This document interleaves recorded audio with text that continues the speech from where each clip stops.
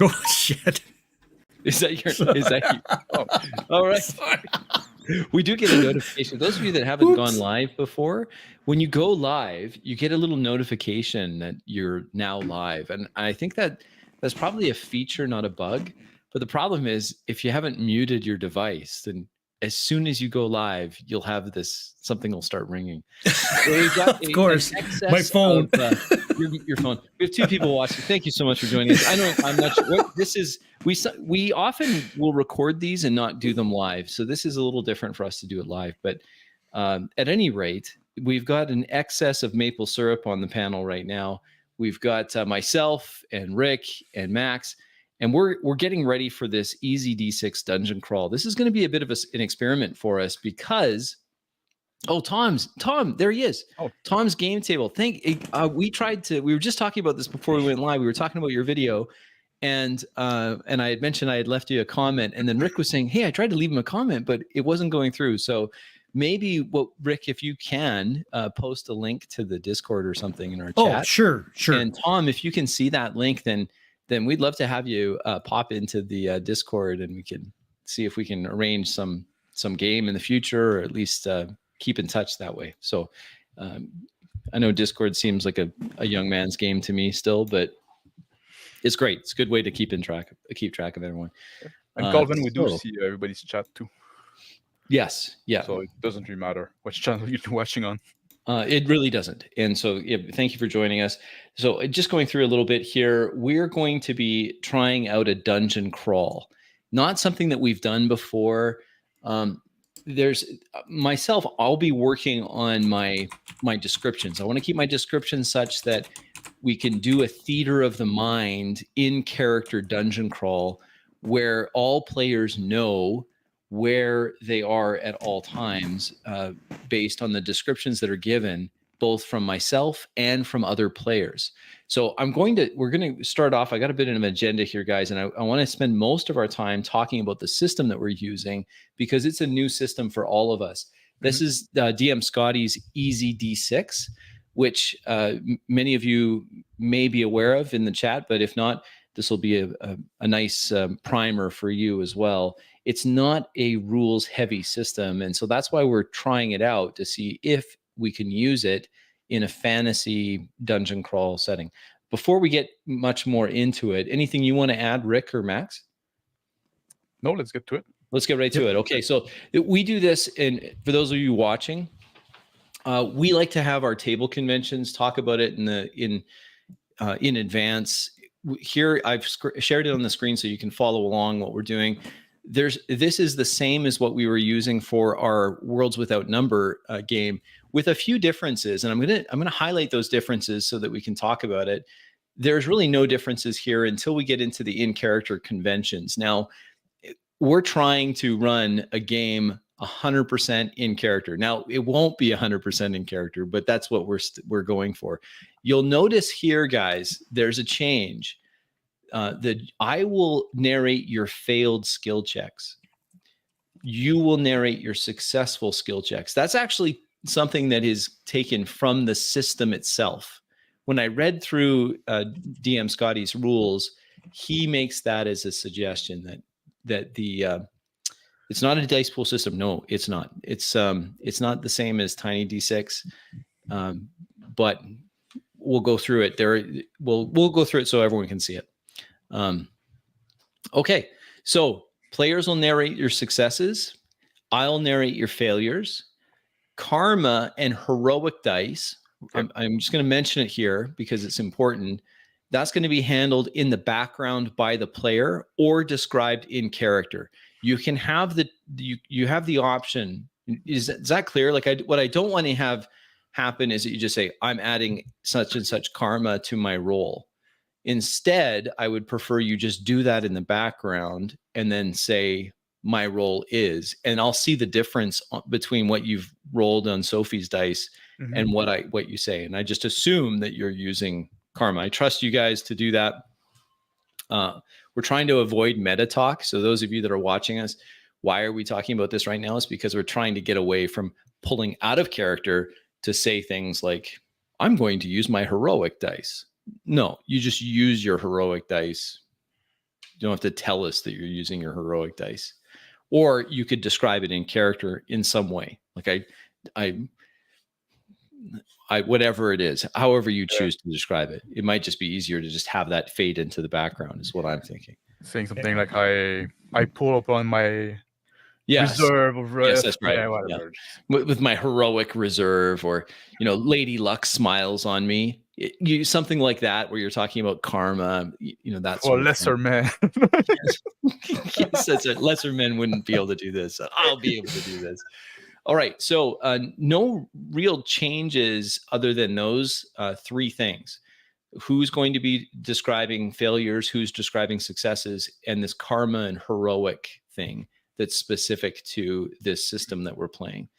The player etiquette is not changed. That's the same as what it always is. The co-creation convention, there is a change here. Because we're trying a dungeon crawl, I'd like you to avoid creating rooms and corridor features by yourself. So, and that's simply because it's more of it's an exploration. And I want to practice myself on giving enough information in these descriptions that it's not ambiguous. And if it is ambiguous at times, you guys are great at this. You would just in character describe that you're interacting with a feature to get more information on it. And that's a cue to me to be like, okay, it's too vague. Something needs to be more specific. Now, when I say specific, I'm not going to give you the exact meter or how many feet or the square footage of things. I'm not going to do that. I'll describe narrow, wide, large, long, circular. And what I thought would be fun is as we go through this, after the game session, I actually have a map, like a dungeon printed out. And so I thought afterwards I could share that with everyone, and you could see how close it was to what you were envisioning. Because this isn't a dungeon crawl, it may be helpful for each player to have a little scratch pad of paper or something just to roughly sketch out where you are, right? Because I think it'll be fun to see afterwards what Rick's map looks like versus what Max's is versus what Phil's is, which is what the actual is. And it'll be interesting to see because it may not matter. Like Rick, I suspect it won't matter, but it'll be fun to see how much divergence there is. Now, I've populated things. So that's the only change here. So in the co-creation, I'll try to give colorful enough descriptions that you can get a clear vision or imagine where you are. But actual features of a room or a hallway or something like that, I'll try to provide those. And let's see here, nothing else. So I had put things in for the tone of the game, but that's just a placeholder. So I put in Conan of Barbarian, Cull of Atlantis, Record of the Lodos War, that kind of fantasy.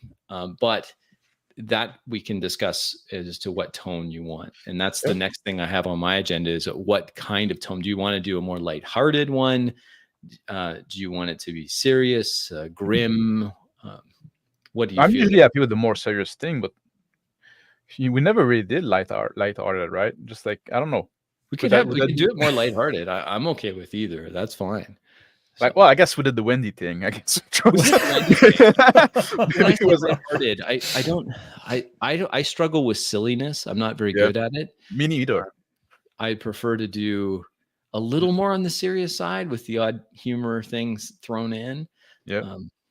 But are you thinking maybe more like our Castles and Crusades kind of flavor? Where I'm thinking you can have like some that. light aspects, but still fairly serious. Right. Yeah. That's right. I like the twist, right? That's a good touch point, Rick. Okay. I'm writing that down. Castles and Crusades. What we were playing before. Okay, perfect. Any other suggestions, Max? I know you've got others perhaps that you're thinking of in terms of a tone or. No, I'm happy with those. You're happy with those? Okay. Yeah. Castles, Crusades. Perfect. All right. I see a bunch of comments here. I'm just going to every once in a while I'll look over and see what's going on. A lot of people welcoming Tom's game table, which is great. Bacon Gaming, you've got your second video out. I haven't watched it yet, but it comes highly recommended by both Max and Rick. So thank you very much. And Bacon, you can use that link too for the Discord if you'd like to join up with us. If the invite's out there for you, come on over. Joseph Pement, is this a new person here? EZD6 is a favorite of mine. Excellent. Looking forward to the talk. I was just thinking today about how to run a dungeon entirely in character with traps and all. Yeah, it's going to be interesting. It's going to be very interesting. It's a bit of an experiment, but we're gonna try it. We're gonna try it, and I'm looking forward to it. It'll be good, I hope. So let's talk a little bit about this rules, because this is a new system for many of us. Any other suggestions for the table conventions for this particular game? Rick, do you have anything to add? No, but I'm just more concerned about what I'm going to play. Yeah, so let's get right into that. That's a great thing. Let's go right into that. So before we go into the rules reference, let's just take a little. Have you had any thoughts? Either of you, and we're hoping that Phil can join us. I mean, he's got a busy night tonight, so maybe he'll hop on and hopefully he can make it. But what kind of, thinking about a dungeon crawl, what kind of class or hero are you thinking would you like to play? Have you had any thoughts before I start showing you classes in the system? Have you had any thoughts about what you'd like to do?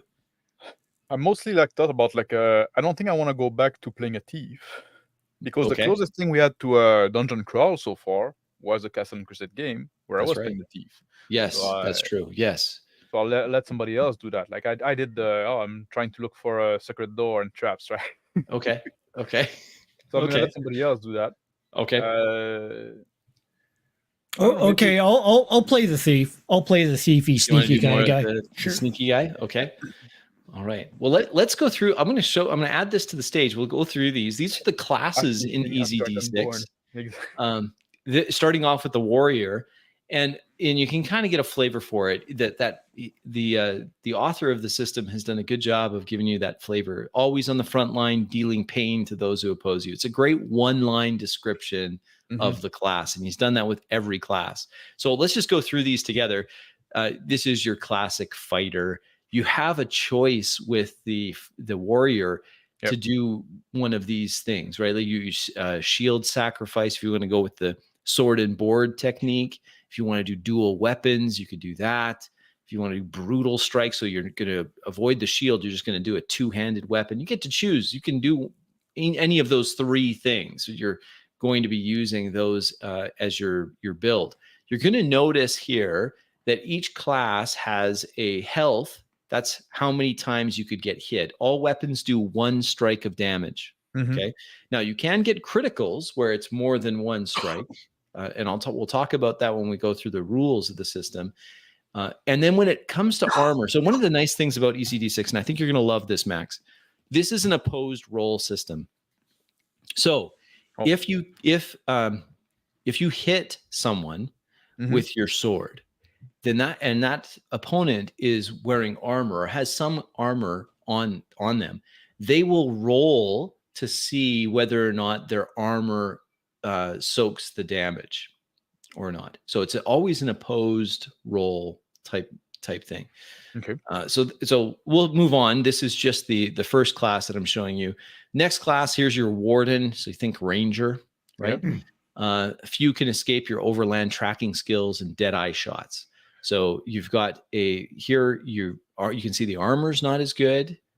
Medium, which means, and we'll go through what that means. You have a boon for ranged weapons and wilderness tasks. So if you go back here, the boon for a warrior is melee. I always say it wrong. And strength tasks. Okay. So here's your ranger. Can follow traces left by passing creatures, and you can sustain yourself outdoors. Yep. Boring. Okay. Delver.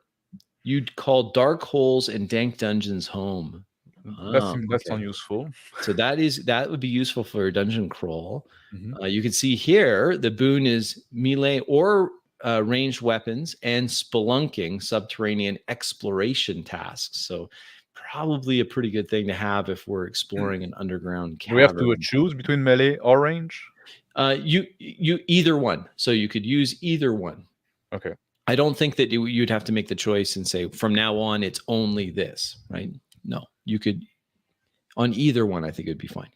All right, dark holes, and that's the next one is your classic barbarian. You'll notice the main difference here: 3 strikes for this, 5 strikes, but light armor, very little armor, and then melee and strength tasks. So that's what you're getting at here. You've got this enrage. You can sacrifice one of your own strikes to inflict an extra strike on a combat hit. So it's the classic trade health for more damage. And you have a boon to resist any magic that you don't want to. If it's this is what is I love that character in Malazan Tales of the Fallen. Karsa Oblong. Karsa is his first name. He has so much anger and he just hates the magic. He could just avoid it. All right. Next, you've got your rascal. So this may be what you're thinking of, Rick, for your traditional thief. Some may call you a criminal, but that depends on your perspective. You've got your tricks. You've got your gank. I love the terminology that DM Scotty's using here. If you surprise a foe or an enemy is engaged with another combatant, you roll 2d6 attack dice and do a wound for each die that hits. That's actually very strong because most of your opponents, especially the minion style, 1 strike is all they have and they're dead. So this is your combat oriented rogue. Here's your conjurer. This is the magic user. So Max, we already know you're probably not picking this. This one does have magic on him. You can see here that there's Mystic Barrier, a Master of Magic. Still 3 strike. Yeah. Seeker of Sorcery, a Wand or a Staff where you can shoot Mystic Bolts. One of the interesting things, and we'll get to this, of this system is how magic is handled. There is no such thing is that Malazan character a giant? Yes, he's a I'm going to forget the race of them, but they're basically like they're massive. They're not true giants. They're just really big and barbarians. And he has this cool sword that drinks blood, and it's fantastic. It's just so good. All right, so that's a different topic. I'm just I'm a little too squirrel here, but so this is your wizard, okay? And we'll go over how that works, but what I was going to say before I got distracted by the comments is that in the book, there's no listing of spells. So I'll go through what it actually says, and then you just describe, which I love, you describe the magical effect, and then you roll to beat the resistance. And again, it's an opposed roll. So your opponent will roll their resistance. You roll for your magic, and you have a boon on it. So that means you get to roll an extra dice and take the highest, and you're trying to beat their resistance. Meet or beat it, right? Okay. Then you have your healer, okay? The holy roller, pious servant, or a crackpot, you decide. This is the friar, and they have this healing, and they can call for miracles. Well, anyone can call for a miracle. It's really hard to get the gods to give you a miracle. We'll talk about how that works too. And then the Scald. So this is your bard type. I don't know if anyone's going to want this. Maybe Phil will want this, but this is Scroll Master, the knowledge check guy. And last but not least is the Beast Master. And this is I guess a kind of a druid-like class. You can see here, you can speak to any animal. You have beast aid, you have a beast friend. And so your classic druid with an animal companion, or ranger with an animal companion. That's what this is. I guess DM Scotty is not big on alphabetization. Eh? No, I don't know why he put them in the order he did, but that is the order you'll find them in. All right, so here's how we're going to create characters, and we've got 2 of you here. So first of all, there's human, which I imagine most of you will gravitate towards. If you go with elf, then you get a boon and you get Twilight Sight. If you go with Dwarf, you get Tunnel Sight and a boon to resist poison, Halfling, and please don't pick Goblin. I hate having, just me personally, I hate having Goblin. Oh, Come on, Phil's Phil, scared. Phil probably want to play Phil's Goblin. gonna play the Goblin. Phil, it's just right here. You say don't pick Goblin. You were just as Phil come up. I'm sorry. Oh, no, that's a problem. We know you're busy, Phil.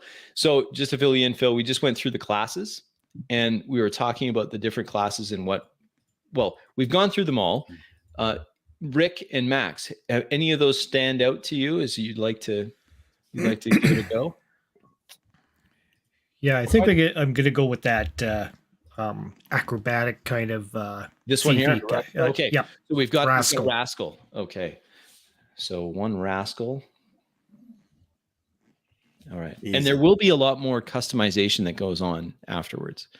How about you, Max? Anything stand out?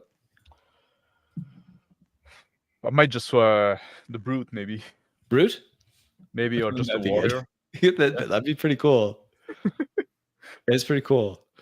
Okay. So but I want to see if, I don't know, maybe like put an asterisk on that. I want to see what Phil want to do. Phil. I want to do. Have you thought in a dungeon crawl, we're going to try this dungeon crawl. Mm-hmm. Have you thought of what kind of character you'd like to play? We've got our thief. Well, kind of. Because the tuner could be like it's an interesting class, right? Yes. I think I'm happy to run like, you know what? The Delver, that's what I was talking about.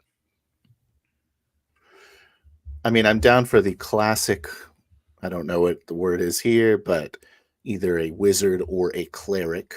A conjurer. Oh, cool. Okay. Yeah. Or a friar. Conjurer or friar. Conjurer is the wizard side. Okay. Very cool. And friar is your cleric side. Wow, he looks way cooler. You want to play a goblin? You want to be a goblin cleric? I could be a goblin.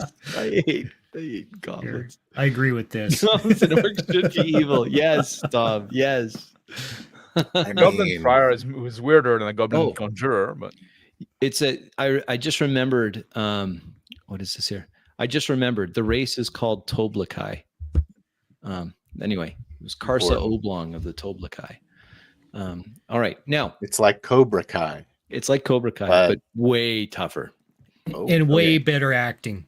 Yes. All right. So we've got potentially. What's that guy? What's a scald? Okay, a scald is like a bard. Oh yeah. Okay, so you've got a boon on lore tasks and performance. So it's your bard. That'd be kind of interesting. A goblin scald. You get some scrolls, some magic scrolls to start off. Yeah, goblin scald. Oh man, really? Somebody man up and be a goblin. Don't encourage that behavior. What are you doing? Is that a beastmaster? Like I'm gonna have ferrets that I can see through and stuff? Yeah, well, that's right. You can be a beastmaster, and you'd have a beast friend. You start the game with a beast companion. Very cool. Yeah, it's super cool. You can talk to animals. I'm always happy to show up late and have you go over things a second time. That's my role. We watch the little eyeball icon at the top just disappear. It's all good. Here we go again. Here we go. This bullshit. Okay. We don't currently have a magic user, so I'm kind of liking this Beastmaster idea. Let's go for it. Absolutely. Just because most of my fantasy is 5e. Yes. And rangers are typically considered kind of shit. Right. Yeah. Right. And so it'd be kind of cool to be effective as a ranger type. I think this will be effective. I actually think it'll be very effective. Especially if I get ferrets that can crawl and I'm a goblin. Yeah. You're a goblin. So okay. So here we go. Maybe I'm using lizards now. So like little iguanas. Little iguana, sure. A Gila monster of some kind. Yeah, it's kind of too big to do the ferret. Too big for the. Okay. Yeah. Let's want to do a goblin as well, Rick? You do all goblin party? Maybe an entire goblin party. I remember I played. If you do all goblin though, it kind of spoiled the thing, no? It does a little bit. Although you could, it's not a bad option because you think about it, we could do a dungeon crawl where you're a party of goblins raiding, like the basement of some, you could be your goblin heroes out doing it's a different vibe. It's a different vibe. It's interesting if you have like one goblin with us for some reason, and then like, why do we have this fucking goblin? It's almost like the same dynamic as the Rising Sands. Like I'm the path. Yeah, you like being the outsider. Right. Could be that. Do you want to do that, or do you want to do something different? I want to do something different. Different than that. Yeah. Than being the guide. You don't want to be a guide. No. But it's like I'm kind of the guide already because I'm a beastmaster and a goblin. So why do we bring you along? Are you trying to murder goblins? Well, we're gonna have to figure that out. We'll get when we get to the characters. When we finish building the characters. Oh, that might impact the character I'm building, right? Yeah. So I don't have to be a goblin, Crispy. Okay, good, because that would be awesome if you weren't a goblin. I was giving you a chance to enforce that it was fine. I hate the idea of goblins. Like, no. You called my bluff. Damn it, Phil. When are you gonna play a goblin? I don't know. When it's right. When it's right. All right. That'll be that's when we try to play Pathfinder and we play We Be Goblins. It's an entire goblin. It's just almost like Wendy. It's like the Wendy's Feast of Legends. No, but we need to find a setting where we have like Sand Goblin, Desert Goblin. Yeah, Sand Goblins. We'll figure it out. We'll eventually get you your Sand Goblins. Yeah, and they are basically like Fremen. Yes, they're basically Fremen. It'll be a Shadowrun with the blue eyes. Okay, we'll play a Rising Sands game where we're the I like that. Okay, so here's your species. Cross out the last one, and it's human, elf, dwarf, or halfling. And you can see there's a few things that you each one get with. Just to give you an indication here, this inclination is important. Humans get 3 of them. Let's talk about that. So we'll go to the next slide. These are inclinations. So if you look at these, also not really in alphabetical order. So I don't know why they're kind of in alphabetical order, but then there's this one. So you can choose random hatred of the unholy stuck in there. Yeah, they probably had called it something else before, and then maybe just changed it. Yeah. So these things help round out your character. So your hero path is painting your hero in a broad stroke. Inclinations refine your hero with extra abilities and powers that represent the unique backgrounds or skill that they possess. So any class can pick these. Humans get 3 of them. All other races get 2. So you can see those. I've got them on the screen. You can look through it and see there's somewhere you get extra karma to start off instead of, which is good. Karma is important. Cat-like. So you have a much better miraculous save. There's lots, right? If you want to do a healer, you can choose I'm not going to say that word right. Max is taking cat-like. Surgeon. I'm taking cat boy. Cat boy like. And there's more here. So there's lots and you can choose from. There's quite a few of them, and you can see they're fairly simple to use. It's not, and they're not. Although some are situational, a lot of them are not. Where you'll be able to use it more than just in one special case, right? You don't want to have that necessarily. So these are the ones you can look at. I'll just give you a second to look those over. And then there's another page of them. Yeah. I'm really liking Hedge Wizard. I don't know why. You have no sorcery yourself, but can use scrolls to cast spells. Perfect. And you start with 2 spell scrolls. I was thinking about being an elf. Okay. Yeah. So back up here to elf. You want to be an elf now? That's worse than being a goblin. It was one of the 4 available options in this list of 5. So. Yeah, that's right. Elf. I wish you didn't ban goblin, Crispy. Even though we're going to put goblin back on the table to avoid the elf. All right. So there's lots of cool options here, and you can mix and match them. I'll give you the last page too. So lots of things here. Sneaky, if you were going to go with that, or There's lots. There's lots. You can Just trap a finder. casual Someone may want to be a trap attack. finder. I like what Tom said there in the What's that? in the comment. Yeah, I think that's true. probably because goblins have a disposition that's closer to humanity than elves do. Yeah. What else? What's this here? Well, it's My a good pet thing peeves I'm on a fantasy races are fucking concentrated badass. in one region, I think, and humans surround the rather than being spread out. Oh, I think I understand what you're saying. What was he saying? Oh yeah, here he is. Regions. Who's saying what? Who's saying something? Oh, Fantasy regions. Oh, sorry, Max. We're hiding you here. It's all right. Nothing of values lost. My pet peeves on fantasy races are concentrated in one region, and humans surround them rather than being spread out. Okay. Yeah, everyone has different flavors. I don't mind. What? I don't mind the ethno-state constructions in fantasy worlds either. I quite like it. All right, so these are your choices. So you can see those. I'll go back over them so you have a chance to look at them. I'm going to go to this last one. You're going to choose two of these. These are aspects, and they're also to create some variety with classes. So you can see he's given some examples here, but you wouldn't have to stay with those examples. You could do something else if you wanted it. So well-known cook, lover, there's a whole bunch there. Brooding and mysterious. That's kind of overdone. Devastatingly handsome. Eternal optimist. There's some interesting things here you can mix and match. These are just examples. You can come up with your own. Goblin pervert. Jeez, that's right. You're an elf, but you're a goblin. Like you just perverted toward goblins. Yeah. Is a elf that is strange and sexually attracted to goblin. I really want it to be about goblins. That's why, man, we need to go to this dungeon. There might be goblin down there. If you know what I'm saying. You want to kill them, right? Area. Wow, shika, wow, wow. That's right. Okay, Going to get his goblin wife in a dungeon. Okay, we'll get there. We're jumping ahead here. We got to go back. Okay, we're jumping way ahead, guys. Way ahead. So not pervert on goblins yet. This is the aspects. So you're thinking of those, and there's just some examples here to get you thinking.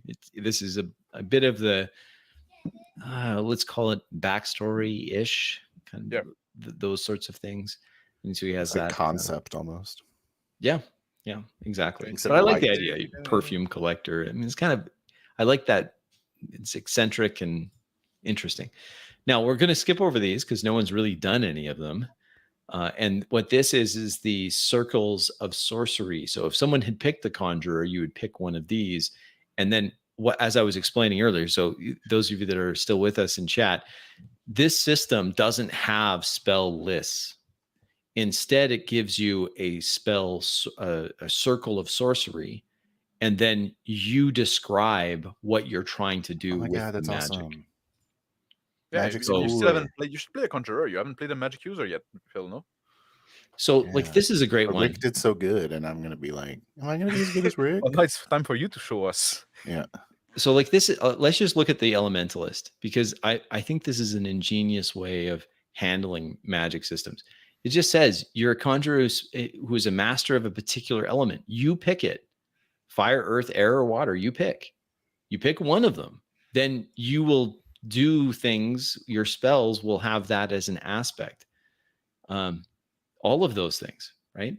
Then the elementalist can also create effects with a particular element. It's a huge strain, and the elementalist can only sustain the effects, for 1 round +1 per karma spent, and also requires spell anchoring.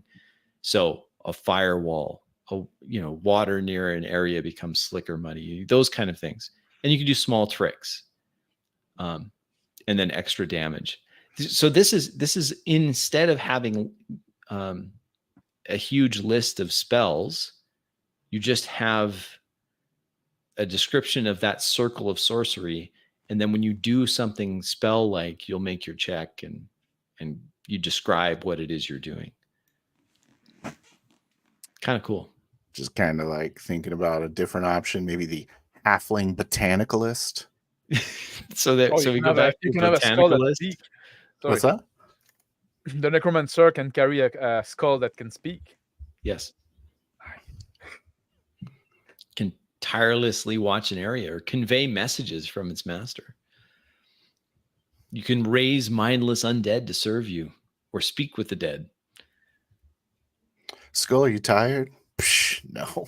I'm tired. Of course I'm Seer, Shadow Weaver. Oh, that's cool. You get a spirit companion as a seer. And then shapeshifter.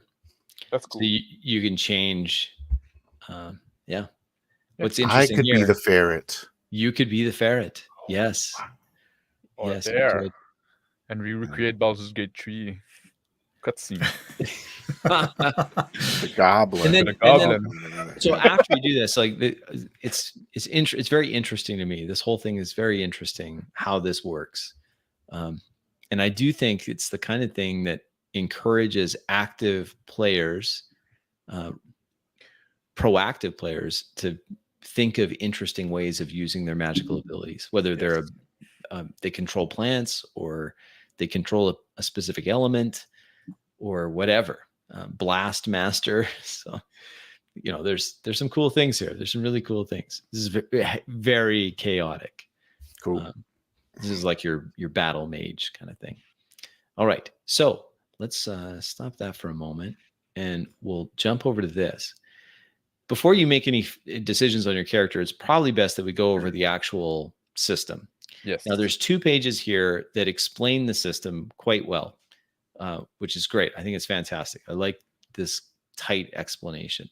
The rule of EZD6 is you will roll 1d6. A 1 is always a failure, as it says here in the middle. A 6 is always a success, and a 6 explodes. So if you roll a 6, you inflict 1 strike, and you get to roll 1 dice again, and it might hit. If it hits, again, great. And it can explode again. It's possible. Yeah. Cool. When you roll with a boon, if we go back to this classes, let's go all the way back to the class. You'll notice here that each class has a boon. Here it's on lore tasks and performance. Here it's on resisting heretical powers and religious knowledge checks. Here it's on magical mystery tasks, the spell casting, and it goes on and on. So here, Rick, your boon would be on acrobatic tasks. Well, what does that mean? Well, if we go back here, a boon means you roll an extra die 6 when making your attempt. You choose the highest. So you roll 2, pick the highest. And likewise, if you roll with a bane, you will roll an extra d6 when making your attempt. You choose the lowest. If already rolling more than 1 die, you lose 1 instead. So that just means that a bane and a boon cancel each other out. Easy. Difficulty scale. All right. Easy for like weak and slow enemies or easy tasks. You just got to get a 2. Normal would be 3. Hard is 4. Very hard is 5. 6 is super hard. Yeah.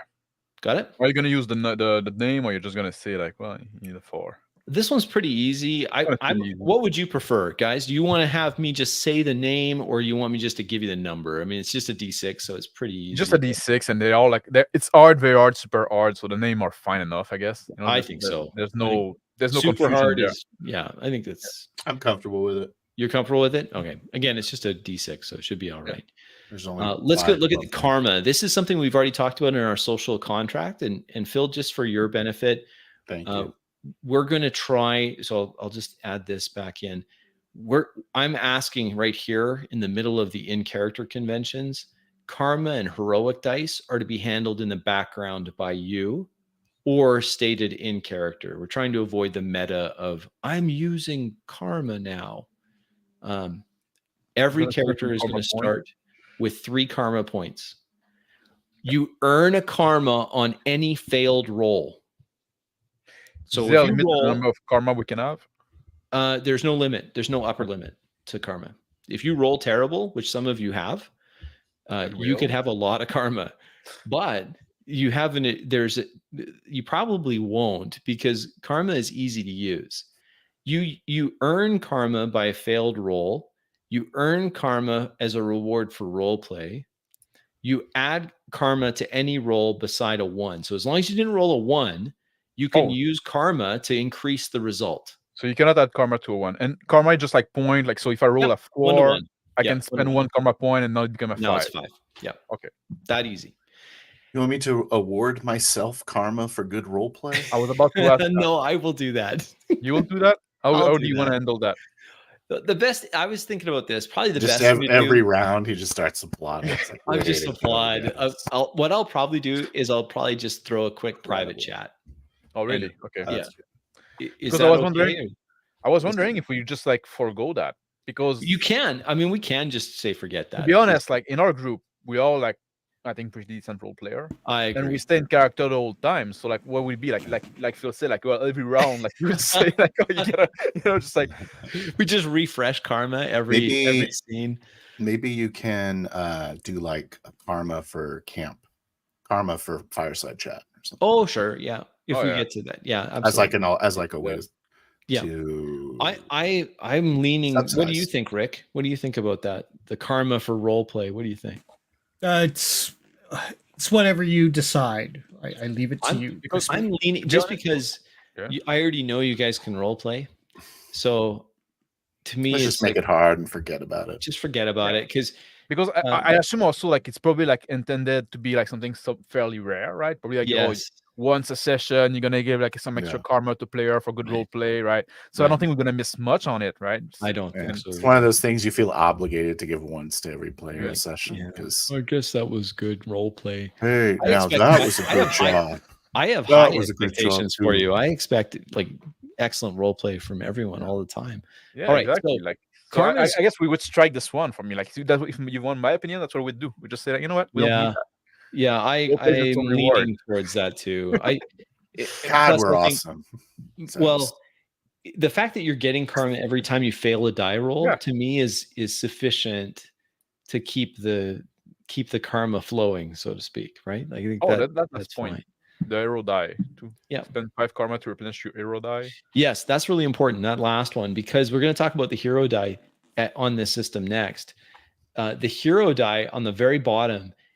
Everyone will start with at least 1 hero die. Now, if we go back to this, and again, those of you that are patient in chat, I know I'm flipping around all over the place, but I want to show this. There's one of these, if I can find it here, where you start with, I think it's back. You start with 2 hero dice. Yes. Okay. That's actually very strong, because if you look at what the hero die does, is that you can use your hero die to re-roll 1 die. So if you roll a 1, that's always a failure. You can't add karma to a 1, but you can roll a hero die and replace the 1 with the hero die. How much karma can you spend in a roll? There's no limit. Oh, so why would you ever re-roll for 5 karma? Yeah, you wouldn't. That's what I was wondering as well, because like why would I want to re-roll? Well, I suppose you could. Well, but keep in mind, the hero die lets you get away from a critical failure on a 1. So you can't spend karma on a 1. You cannot spend karma on a 1. That's right. So that's why I think it actually does make sense to spend 5 karma, because it really makes you pay to get over the 1. Yeah. And gives you still have a chance to get a 1. Like a 1 that's right. Yes, it's the worst result. I want to see what's going to happen. That's right. Okay, so that's what hero die is. Everyone's going to start with 1, depending on role-playing game, Max. Game. It's a game. All right. Well, let's keep going with the game thing. We're going to lean into the game. So, using armor, when you're hit, you roll armor to ignore 1 strike. Again, this is an opposed roll system. If we go back to the classes. If you got light armor, it's 6+. If you got medium, it's 5+. Beastmaster has medium armor, which means when he or she is hit, they will roll and see if they get a 5 or higher. Yep. If they get a 5 or higher on their roll, then they ignore the strike. What is a miraculous save? Miraculous save is your typical save against spell or save against, let's say you're falling and you want to save to grab the edge of the cliff before you fall. That's a miraculous save. So a 6+ to save anything. Basically, yes. Interesting. So now we'll go back to this. Miraculous save, meet or beat to save number or take 1 strike. So armor, it's not a static amount like AC. You're rolling each time. Okay. Time, this is... Are you going to call for miraculous saves? If I need to, I'll just say make a save. And there's only one type of save. It's a miraculous save. And all rolls are subject to exploding die? If you roll a 6, yes, it explodes. So a 6 doesn't technically exist in this game. That's true, actually. Yeah, because if it's it exists, but the thing and is, then you roll it doesn't add, Rick. Yes. So if you roll a 6, it lives there as a 6. You just get to roll another dice. Okay. Get more successes. Because exactly because if you strike somebody, a 6 would be a strike. Yes. Then you can have a second strike with the other dice. That's right. Okay. And does the second dice that you roll also explode as well? It can. Yes. Okay. And just trying to figure things out for when I do my Sophie's dice for it. Then. Oh, of course. Yeah, if you're going to program it. Okay. Let's go here. The time thing, that's pretty simple. You can take a 30-foot move action. So you move. Your on turn action, it's your standard action, and free action each turn. Turn actions are listed there. Attack, cast a magical spell, use a scroll. Before we move on, since we're talking about the exploding dice, yes, it's only really on attack that it really is only on attack that it matters, because if you roll a 6 on your armor, it doesn't rolling more than one save on the armor doesn't help. What if the enemy has more than 1 strike though? Your armor can only ignore 1 strike. Okay. If you roll a 5, can you karma into an exploding die? No. You can karma to a 6, but only a natural. And that would be like a really hard success. Yeah. But not an explosion. Not an exploding, no. Okay. That's a great question. So the free actions. Getting 1 karma. Distance, I think that's clear. I don't expect that to be an issue. Using magic, we're not going to have to worry about, because we really don't have anyone that's using magic at this point. Although I will show you. Well, I don't have it queued up here, but I can talk a little bit about scrolls and how scrolls work, because some of you may choose to have that as one of your inclinations, where you start with some scrolls. Spellburn only applies if we have someone that's playing the conjurer. Essentially what it is that if you roll a 1 when you're trying to cast a spell, you can say it still works, but you take 1 strike of damage for each roll of 1 that you had. So you can say, I'm going to just sacrifice myself to make sure the magic goes through. Not that matters. We don't really have anyone that's playing a caster, which is fine. Yeah. Yet.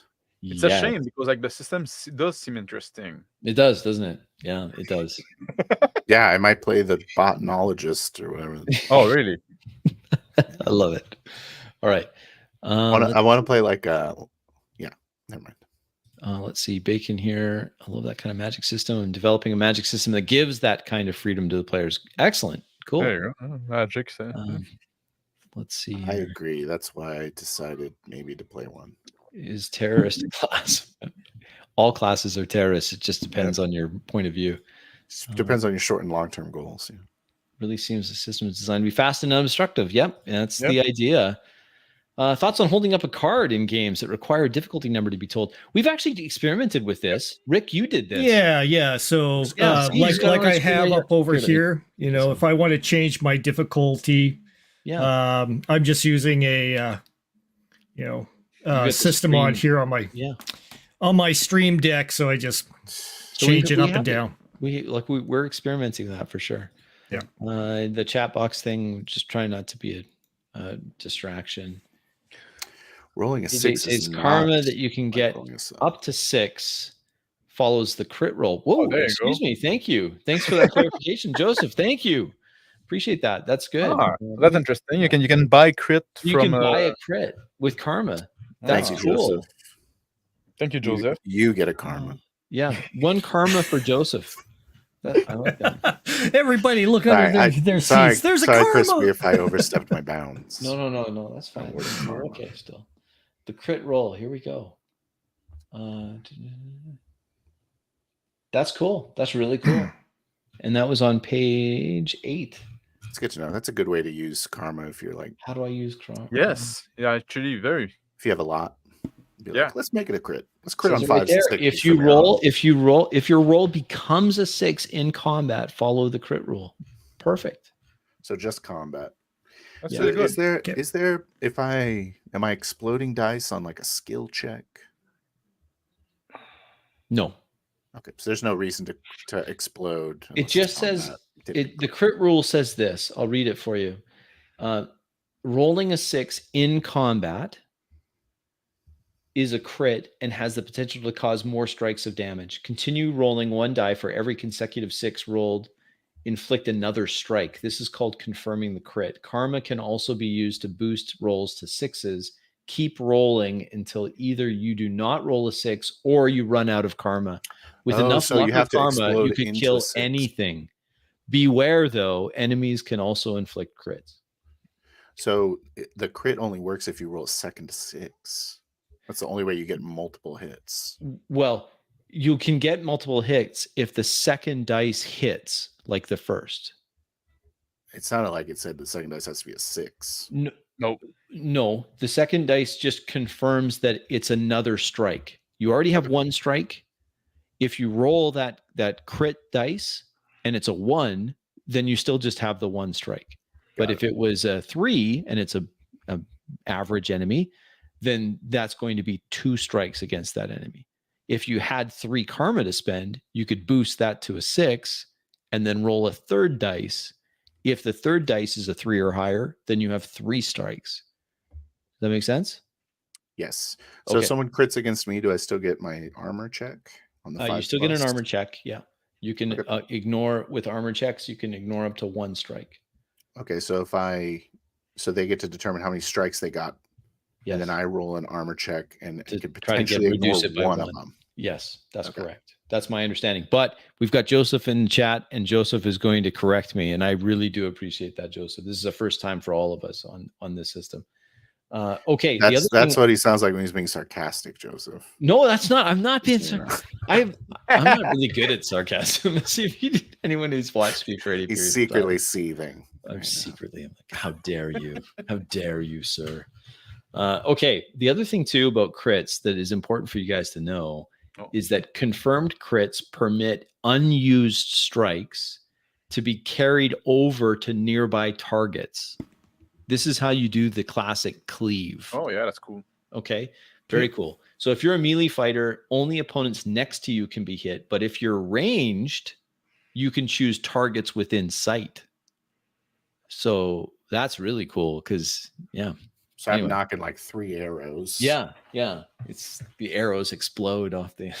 Anyway, I think it's cool. I like it. 1 hit is 1 strike of damage. We've already gone through that. There are some giant weapons. They would do 2 strikes, but each strike can be saved separately. So it's possible to get hit with a large weapon, make 1 armor save, and still take 1 strike of damage.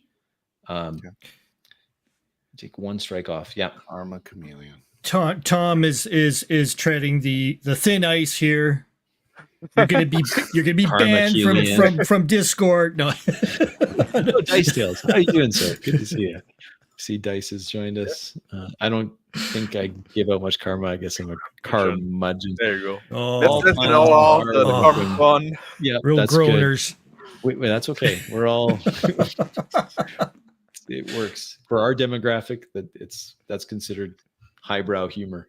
Yeah. All right. So. Quite right. All right. So here's something I got wrong already. Joseph didn't catch it, but I've caught it here. Wake up. The question Joseph. was from Phil. that what happens if you get crit and I get hit for 3 strikes. Here's what the rules say. Armor allows heroes to make an armor save after each strike they take. A successful roll avoids 1 strike. The hero who has was hit takes the strike from any armor save they fail. If you are hit for multiple strikes of damage, like a crit, you get to make the roll for each strike point. This is an opposed roll system. Okay, so critting on an armor, basically rolling a 6 on armor doesn't mean shit, right? Well, it means that you'd have to. What's a save? You'd have to have 2 saves. If you it doesn't explode. No, but it doesn't. Like I mean, like there's no. Right. It doesn't explode. No. Okay. Yeah, no. Okay. It's just that's not it.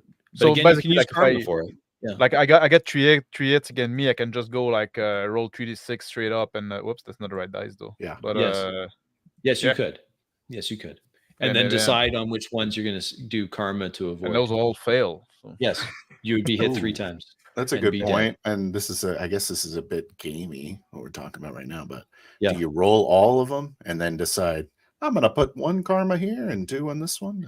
Well, that's why I say in the table conventions. That's why I've gone to that. I'd like that to be handled in the background by the player. Whatever system works for you.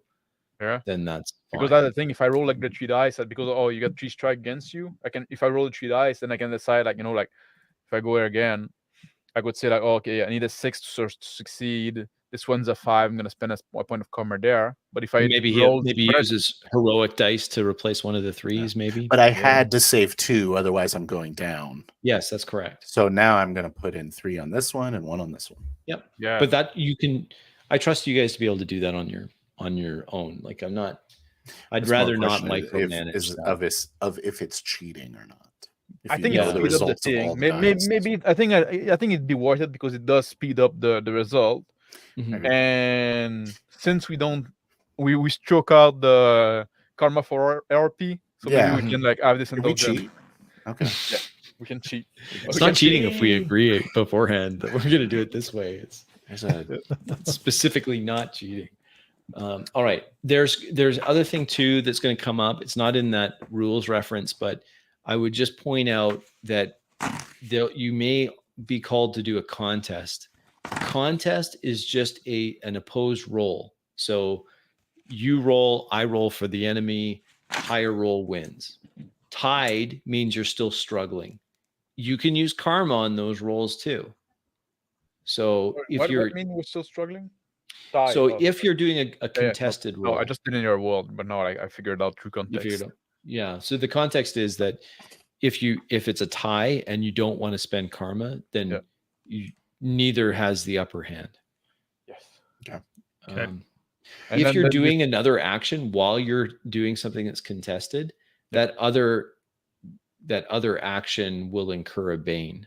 So that's where you roll 2 and you take the lowest. And when it's the boon and bane, like if we get a boon, we just pick the highest dice. That's right. Roll 2, pick the highest. That's right. And if you apply karma to a bane, you just apply it to your lowest. Yes. That's right. So you take the lower dice, you can still apply karma as long as it's not a 1. So kind of going back to the previous thing, if someone rolls a crit, yes, and then I roll my dice and then I'm applying karma to my armor. Yes. Do I need to express to you how much damage I ended up taking? What is the that's a good question. Hey, just say like the armor stopped it, or it stopped one. If it's a success, you describe your successes. I describe your failure. So I'll just be watching you, Phil. All right, that's wait. Whoa. You're going to okay, sorry about that for a second. Sure. Let's say you score like 3 strike on an attack, right? And Phil roll his armor damage. Yeah. And he do 1 natural strike, like his armor succeed once. Yes. Then he spends some karma to succeed a second time, right? Yes. So you still want one strike that's a success that goes through. Yes. But he also had 2 success on his armor roll. Yes.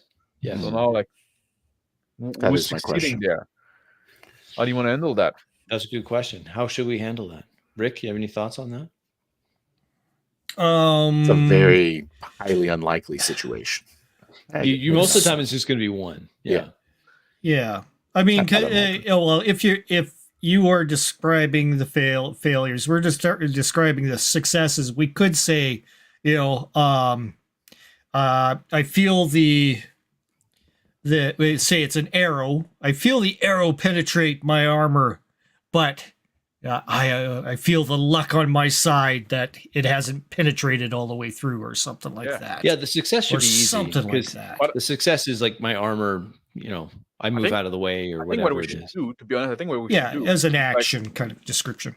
You describe, like, oh, you managed to hit you twice, like with a sword, like hit you twice. Go to your defense, and then you roll your armor and say, but it hit me on the body, but they're blocked by my armor, right?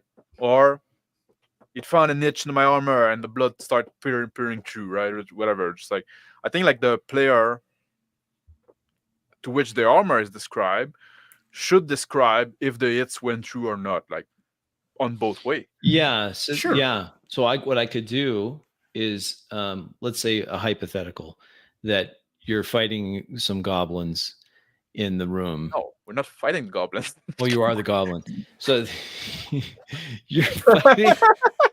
You're retrieving the goblin wives. Okay. And you come across a skeleton, and the skeleton swings a rusty longsword at you. What I would do is, so for me to hit you, I have to roll a 3, right? So I roll, you'll see my roll. I can spend karma if I want. I'll just describe that the sword swings at you. Then that's the cue for you to roll your armor check. And depending on whether or not you make the roll, I either the blade goes through, and I describe the blade going through, or you have success and you roll your armor check, because the armor check shouldn't move around, right? The armor check is what it is. You already know. You'll know. Spend karma on it. You can spend karma on it too. Yeah. And so you can. I'm not going to describe the hit before you have a chance to do the opposed roll, because the opposed roll may negate the hit. Well, like that's the thing. I think that the way we could distinguish it, if you succeed on your attack roll, it means that you went through the defense of the character, right? So the hit's gonna end on the character somewhere, and now we're just figuring out if it lands on the armor or not, right? And if it's a crit, then I can describe, the blade's going right for your neck, or something like that. Aren't you rolling on screen? Or what is your DC? Like, so my DC to hit you is a 3. Okay. I guess depends typical on the creature. It does. So we can go back to that here. You don't need to go. This is the difficulty scale. So normal enemies 3. Me to hit you 3. Hard, very hard, super hard. Okay. Most are going to be normal. Are there any 3 or higher that make it a 4? By feats, I mean whatever the heck they're called. You may, inclinations. So we go back here. Cat-like. Do I become Oh no. Leave a 4 plus Hey, knowledge. Tom, thanks for joining us. Again, really appreciate your videos, and have a great one. See you, Tom. We'll see you later. And we'll be playing this tomorrow if you have a chance to check it out. Yes. Okay. So you can see here, can only ever be knocked prone. Cat-like is you can only. No, it's not cat-like. It's not cat-like. It's something else. Here, let's just take a look. I don't know if there's one. No, I'm reading them. There's one that gives you, I think, a boon on armor checks. One of them did. Danger sense. No. That's a boon on avoiding traps on danger sense. Let's go here. What does being trained mean? Sorry, let's answer one question at a time. Oh, being trained? Yeah. Being trained is if you're trained in something, like what you get a boon. Then you get a boon to roll it. Because there's a skill called fighter. It's you're trained, you get a boon in melee weapon. That's for people that aren't fighter classes. Yeah. So if you're not a fighter class, like let's say the Beastmaster wants to, because you see here, the Beastmaster already has it. The Beastmaster got like a boon in melee or range. He does. So the Scald doesn't. But let's say the Scald wants to be handy with a blade. So he takes that inclination of fighter, and then he can have a boon in melee weapons. Okay. Can't be double trained. No double training. Oh, got it. So you can never roll more than 2 dice, right? That's right. You can have a double boom. There is a case where casters can roll up to 3 dice, but there is a trade-off with it, because if you roll a 1 for every 1 that you roll, if it's a 1, if you have any 1s, that means the spell fails, and if you want to cancel a 1, you have to take damage. You get a teat if you have a familiar. In case you guys were wondering, you grow a teat somewhere on your body. Creatures. What? I didn't see this. Suckles on your teats overnight. What is that? Max, read familiar. Oh boy. What is it? Familiar. Under F. You have a small imp like. Sorry, well, yeah, it's under F. Thank you. That helps. With a base simple command, you grow a teat somewhere on your body. Oh man. Suck out a smoke and steal blood every night. I love that. I wish Phil hadn't found that, because now you know that Phil's gonna take the what? He's gonna be wasn't there something like that in Sinbad or something? Maybe he's taking it off of there. I think something like that. Why do you have to grow a teat? Can you just like suck on your natural teeth? I don't know. That's awful. I didn't see that. It can't. All right. Let's see here. Have to grow one. I wanted to look and see if there was anything on that armor. Rules is written. It's a role-playing game. Oh boy. Oh, you don't want an extra teeth? You're trying to win? Yeah. It's a mark. It's a mark. Apparently makes you unholy. He's just trying to avoid the fade to black every. Time to go to bed and call my imp over. All right, fade to black. Yeah. So I see here. There's like Tough Bastard is the one where you can take your last strike roll on a 4+ on a single die, but I don't see. And the other one here, Victory and Failure is interesting. Slippery is cool. Slippery is cool too. No, that's not Tough Bastard. That's not what it does, though. You read it too fast. When you would take your last strike roll on a 4+ on a single. When you would take your last strike roll, there should be a comma there. When you should take your last strike, roll a 4+ on a single dice. If you succeed, power shouldn't deduct the strike. Yeah, so it ignores the strike. That's cool. It's essentially like another re-roll on an armor check. Yeah, Scotty, there should be a comma there. Yeah, there needs to be a comma there.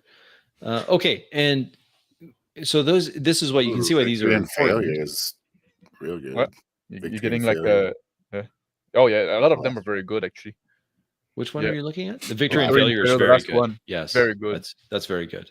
Yeah, because you can use karma on anything other than a 1. So there's lots of options there. Can you use it on a 1 too? Just have to use 5. Sweep or swift attack is pretty cool too. Yes.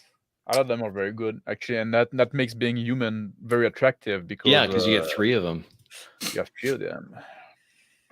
So I know some people want to play elf. I know, you get pointy hair, cute.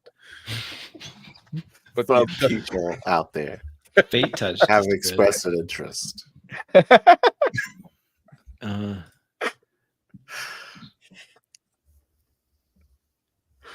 Oh wow, Checkmate's good too. Yeah. All right. So are we going back to talking about character now that we know more about the system? Is there anything we need to know? Let's make characters, for God's sakes. Yeah, I think making characters is the next thing. You guys are already locked in your pickles. It sounds like. Well, we got Rick here. He was first to say he'll play the rascal. Yeah, Rick, this is your character sheet. It's pretty simple. More about the rules, right? Maybe he did change his mind. Maybe you want to do something else. Maybe you find something is cool. Well, that's right. Now that you know a little more about the rules, you might. Or maybe like based on what other people want to play, maybe you want to change his opinion, right? Well, this is kind of cool. Look at this is for the rascal. Now that we've talked a lot about armor and how armor works, look at the trick for rascal. As a free action once per turn, you can avoid a single melee strike. It's just a free action. Describe what you do to avoid the hit. Any attack roll except a 6 can be avoided. That's right. That's awesome. Light and quick on your feet. Save against wounds on a 6, but roll 2 dice. Yes. And use the higher. So that's very good too. Very good. Very good. You need a 6, but you roll 2 dice. So. And the same for miraculous saves. But yeah. That's like a boon on armor, basically. Yeah. Gang. Everyone's like, we're all rascals. We're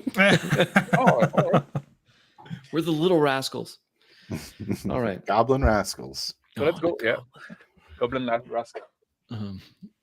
All right. So Rick was a rascal. You got that, Rick? You got a boon on acrobatic tasks. Yeah, I'm going to go ahead and purchase this so that I can have Excellent. a copy of it. Yeah, everyone should absolutely look at supporting Scotty's game there. It's a good one. It's a really nice We'll system. do it. It's a nice system. I think it's good. Yeah. So everyone rush out and buy it. It's good. All right. I will. Conjurer. Oh, no one's doing that. All right, let's go to. I might do it. Phil might be a conjurer. Yeah, you want to do a goblin conjurer. The goblin botanist, or whatever he's called. Botanist? Okay. We're doing a dungeon crawl too. Think about that, right? Yeah. Yeah, I can still throw plants around. Do you have to use plants that are around? I don't have to use existing plants. I just have to give them a root point. I didn't. Okay, I didn't read the botanist thing. So I'm moving to it right now. Botanist. You sure seemed quick to judge it. Yes. Control plants can cause plant life to spring into being and quickly grow. Growth takes a turn. Larger plants will take more time. Examples of this power include a wall of thorns or a vine growing up like a rope. And plants require spell anchoring to maintain. Loss of the anchor causes a plant to quickly wither and rot away. Plants will never intentionally injure or restrain you. Enemies ensnared can try to break free on as an action on their turn on a roll of 6. Now, anchoring, Phil, so you know what anchoring is? I just assumed it was making a rooting point. Yes, it is, but there's also a game mechanic to it. Okay. And the game mechanic is while you're spending karma each turn to keep it there, is how that works. Let's see here. Let's power up spell. Anchor a spell. Here's what it says, Phil. Some spells are not cast instantly and need to be maintained. Anchoring allows conjurers to embed and maintain an active, prolonged spell in their mind. The conjurer can do any other actions while anchoring a spell, but if the conjurer takes a strike, falls unconscious, or casts another spell, the anchor is broken, causing the spell to end. Oh, I made that mistake. It's basically concentration. It's like concentration. Some circles of sorcery require the burning of karma as well as anchoring to maintain a spell, but not the botanist. That sounds like GM negotiation. Yeah. This one doesn't require it. Others will require karma to be burned. Do fungi count as plant? In this game, yes. Okay. I'll say yes. Yeah. I'm going to have sleepy spores. Yeah. Very similar to broken. Enemies ensnared. Sounds more like vines to me, but that's okay. If you want to grow a big mushroom, you can grow a big mushroom. Don't pin me in. Don't pin. But before we go there, we haven't really finished with Rick. Rick, let's go through this thing for you, Rick. Is there anything on this page? Wait. I think we should just go. Nah, just do all of it. Like class and all right. You want to do that? Okay, we can start with that. That's fine. Let's do it. I was just thinking like that. Yeah, maybe I've downloaded the book, so I've downloaded it, so I have it open here, so I can go through it. Yeah, but I was just thinking like also like each other's choice might influence. Choice, yeah. Right? That's a good point, Max. I think you're right. I think that's a better way of approaching it. No, I think you're right. I think so. So we've got our rascal. Now, Max, you had originally said brute. Have you changed your mind?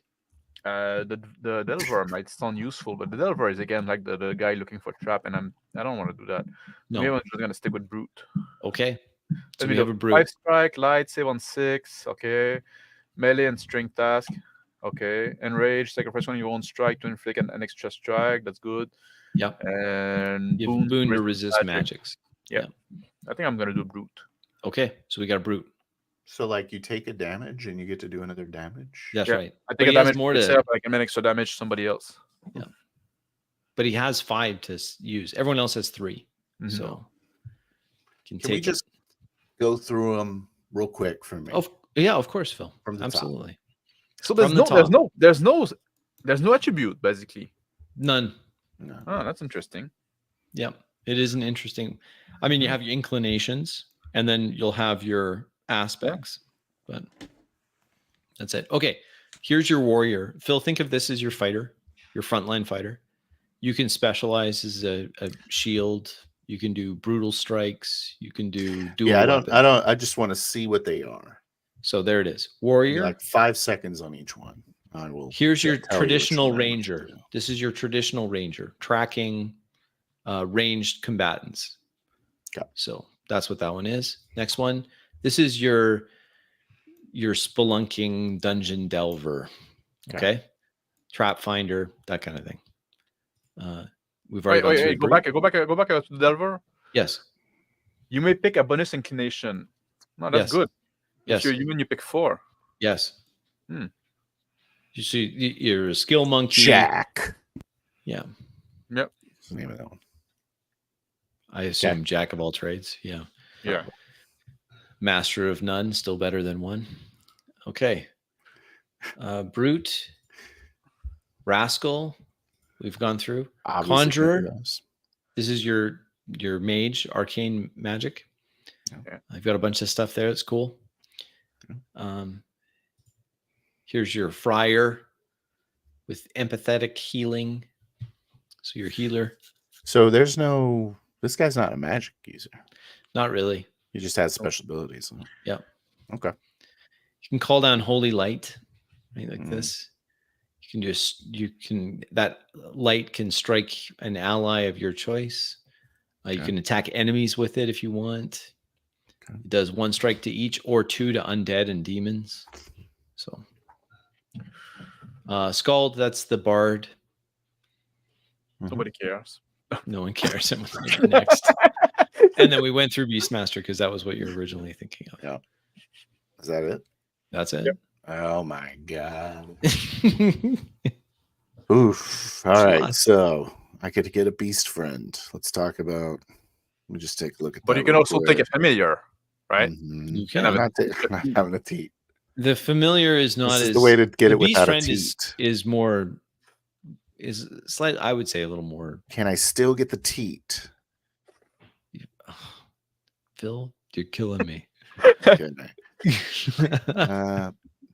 That's one of your apologies to the aspects. The aspect you take. Yes. Has an extra teeth. There you go. Consult with the RR for any boons your beast might have. Are you the RR? I'm the rabble rouser, right? Okay, that's me.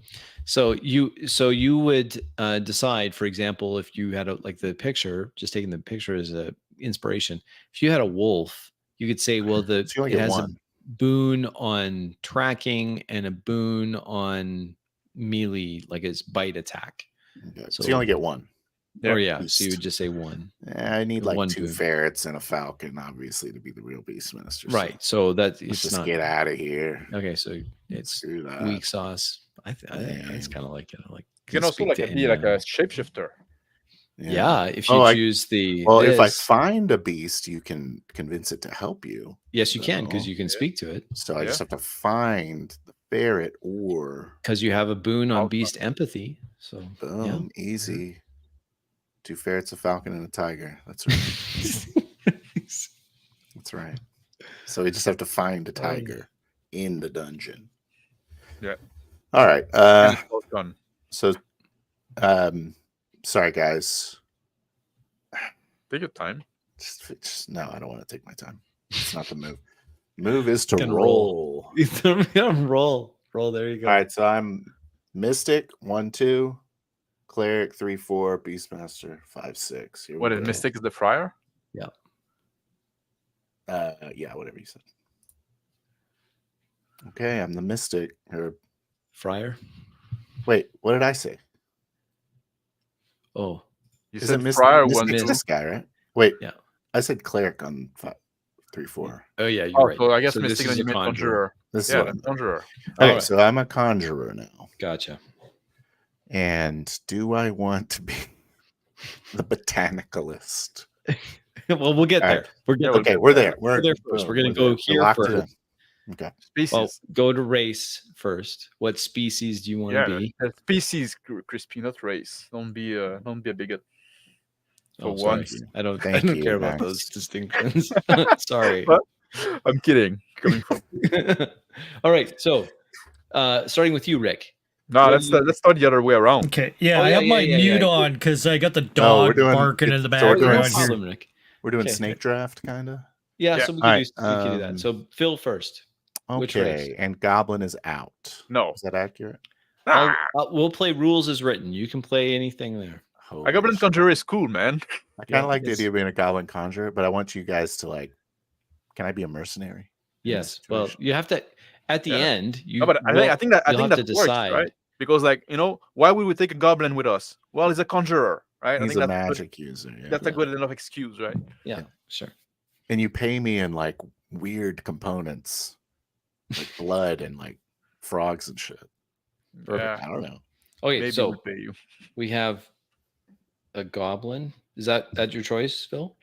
Goblin. All right, let's read at the. No, let's read it out here. Okay, so Night Sight is nice, and Nooks and Crannies. As a move, Goblin can jump into cover to avoid being attacked for a turn. Wow, that's probably really good for a Conjure. Yeah. conjurer. Cover or broken ground must be near the. Yeah, we'll give it a shot. All right. Goblin. Goblin. Okay, so now I have to Max. think about what type of magic user would a desert goblin. Yeah, you'll have to That's- absolutely. That's How about you, amazing. Max? What species? Species. So what race? I want to do a dwarf. Dwarf? A dwarf brute? That's kind of cool. Yeah, with a big ass sword. Yeah. Friend of Colored. the goblins. Yeah, he's not friend, but or do I just do a human and pick a third inclination? Hey, Crispy, is it possible I'm like going to be a traitor here? Because I'm feeling traitor vibes. Oh no, Phil. Phil Your the reputation Bill. precedes you, sir. You know what? Maybe I'll do dwarf. Yeah, there you go. Dwarf. And in okay, that cool. world, dwarf got a French accent for some reason. Yeah. That's okay. It's okay. All right. It's enough Rick, Scottish accents. what are you thinking? For dwarves.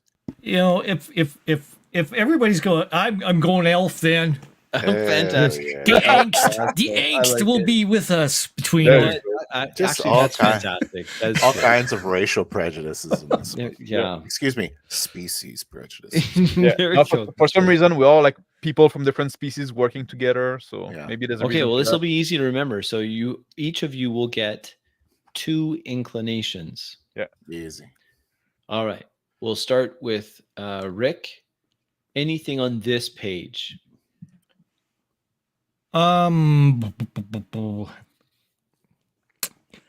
Let's see. Ooh. I'm still kind of thinking about since I got only 2. What I'll look through my book here. You'll look through. Okay. Yeah. Okay. Yeah. So Let you've got Max the book. go. Let Max, go ahead. Okay. You have 2 to You won't. Since I really like the victory and failure. pick. Yes, that's very good. Yes, I think I'm gonna take that because I'll need Okay. it since I got like basically no armor. Okay. So just make a note of that. Victory and failure. Yeah, and Does dwarf? What did dwarf give you?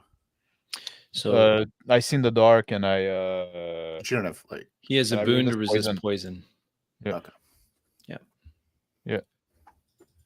and sweep.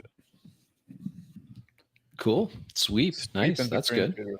Sweep and victory and failure. Nice. I love how much you talk about hating min maxers. All right. Nick, you're up next. Phil, which 2 will you pick? All right. Okay. It's a dungeon crawl. I know it's a dungeon. Obviously, it's fine. Yeah. It's obviously fine. Is Rick sneaky? Yes. He is. Do I want to be I sneaky? work with a goblin as well, right? It's thematic. Like the one I took is thematic as well. I find. Yes, no? they are. Sure. Yeah, but they were. Sort of. Well, I like it. It's been weird Nah, for I'm just fucking with Andy, right? Yeah. All right. You can take the dandy goblin. Yeah. Like we're gonna have a lot of social check. One more. All right. Chirurgeon. Oh, can heal can heal allies an once, ally. right? Given time and supplies. Okay. Okay. Do I want to try that? I'll take it. Okay.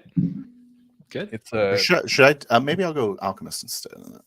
Alchemist. That sounds more goblin-y. You know, potion making, have a boon in the identification of substances. You start with 2 free healing potions, or you roll random ones on the potion table. Let's start alchemist. Start alchemist. Okay. Yeah, good. And then I'll so that'll be an interesting thing to discuss about component finding. Yes. All right. And I really liked the idea of just to kind of go with the alchemy, just to encourage you. Over one more. Oh, one more. Okay, there we go. Treasure sense. Oh, nice. Okay, nice. Yeah. Oh, nose for finding hidden treasure. To have those like maybe your with notion, the alchemy. Yeah, your notion of treasure might be different, right? This thing. That's true, but I like it. Yeah, I like it. So that's what we'll do. And then Rick, you're looking at your thing. You got that figured out. I chose danger sense. So nice. I get a boon avoiding traps, and trap finder, which I get a boon to spot and disable traps. Disabling traps. Okay, great. Okay. That'll be it. There you go. That's a nice. There's some nice synergy there between Phil and your character, Phil, and Rick's character. We're gonna loot this mother. If we're not strangling each other. All right. So this leads us to the last aspect of character creation, which is called, well, not last, because the last is equipment, but you each get 2 aspects. So think about this. They do not have to be the ones that are listed here. An aspect is a single line description that describes the hero's history, physical trait, or mannerisms. Try to avoid statements that overlap with hero paths or inclinations. Something different. Aspects give the hero some background beyond the rules. It's perfectly acceptable to delay picking aspects and insert them into the game as you discover the kind of character you want to be. I think this is useful to have before you start. But before you start what? Before we start play. So you have a rough idea of how you're going to role play. I'll be dastardly charming. That'll be me. All right. There we go. Yeah, you need 2. Yeah. So you could have one more, Rick. Dastardly charming and you can think about it. If players can use an aspect to gain a boon to a role that pertains to the aspect. So if you're dastardly charming, and you're trying to pour on the charm, then you would get a boon on that role. Can we pick my school of magic real quick? Of course, I will do that very next thing. Yeah. Okay, cool. So take a look at this and then keep in mind. Yeah, you can do it now for what we think, right? So yeah, think about this. Everyone can think about that. That's fine. It does have a mechanical aspect to the game because it is important to know what is the. Well, I locked in 1. I'm thinking, like wickedly conniving. Okay. Okay. Yeah. All right. Here's your one, like I'm thinking of one as well, like something like craving a good fight. Okay. That'd be one. There's some overlap there potentially with your class. You're fighting. Yeah, because you already get an advantage on fighting. So you think it's too much? Maybe. Well, give it some thought, but you typically want to have something that doesn't overlap your hero path or your inclination. I'm trying to describe like a very good liar. Right. I'm going to be ambush planner. Keen on the arcane, so I'll be able to read kind of arcane stuff. Okay. Yep. Sounds good. So arcane hobbyist doesn't actually cast anything, but he's interested in it. All right, here's the circles of sorcery, Phil. You've got lots to choose from. Arcane bands, tentacles that whip out from you, can be used to move objects, grapple enemies. Moving or grappling in it. Not that much of a goblin pervert. No. Okay. So you're not a Japanese goblin. Yeah, not a Japanese. Oh no. Blastmaster. This is you're a battle mage. You blow things up. Next. Next is the botanicalist. Ooh. Ooh. You got a green thumb, Phil? I kind of like because I'm like an alchemist, Yeah. Oh, makes yeah, sense. that works. Yeah. It's got plant vibes to it. Sure it But I does. also like the idea of being like kind of an elementalist. Let's move on to the next page. Okay, the next one, because there's more to choose from. Yep. Illusionist. Nah. No. Necromancer. Next. Oh, you can have a skull, a talking skull. So this is psychometry, the ability to read objects. You have a spirit companion. You also have precognition. You can avoid any damaging attack on a 3+. Wow. If you make your save, the melee attacker injures itself for 1 strike. What? Huh. What? He injures himself on a 3+?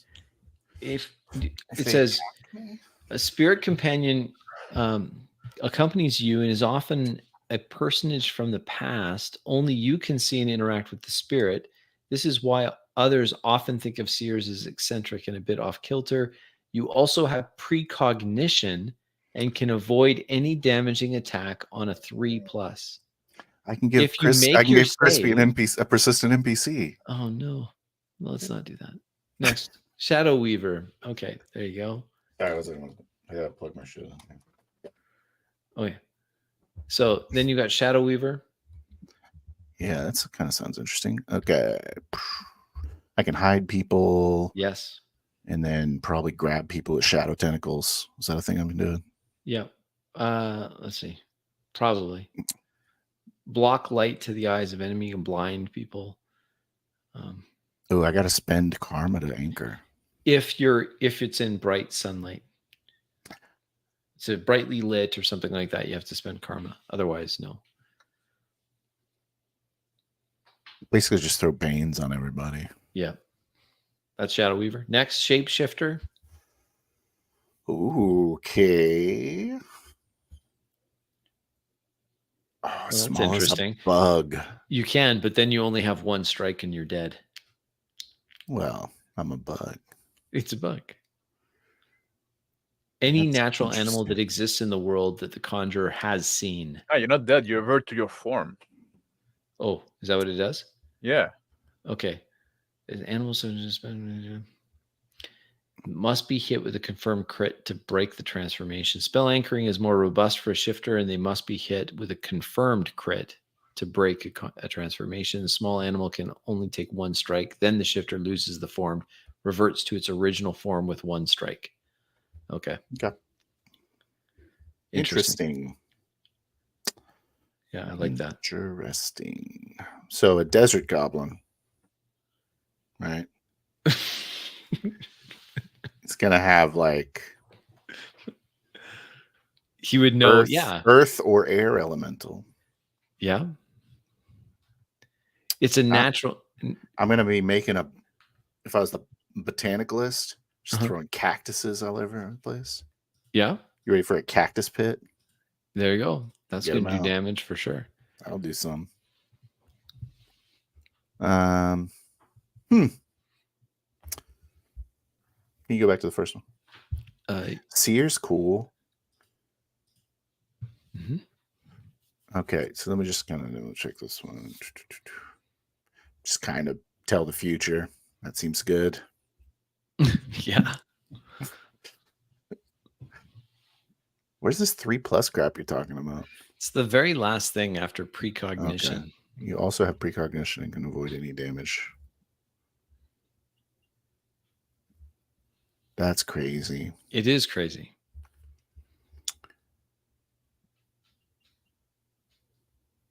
That seems really good. It does. But then, like, there's no damage here. Like you know what I mean? They have no offensive abilities. The rest is kind of boring, isn't it? Yeah. Well, but keep in mind that circle of sorcery does not replace. Oh, I have the other things that you can do. Here it is. Okay. Yeah, this is important. You can cast magic from scrolls. You can do a mystic barrier. You can do Yeah. What is Mystic Barrier? It Oh, doesn't describe it at all. As an action, you can shield yourself with magic until it absorbs a hit or you fall unconscious. Basically, mage armor. Yeah. What does that You get an mean? extra hit. You get an extra hit. You cast it as an action once. Yeah. Becomes Gives you- basically a strike that Yeah. disappears. Until it absorbs a hit or you fall unconscious. Yeah. So if it gets hit, it gets shattered. But until then, you have an extra. Oh, okay, I see.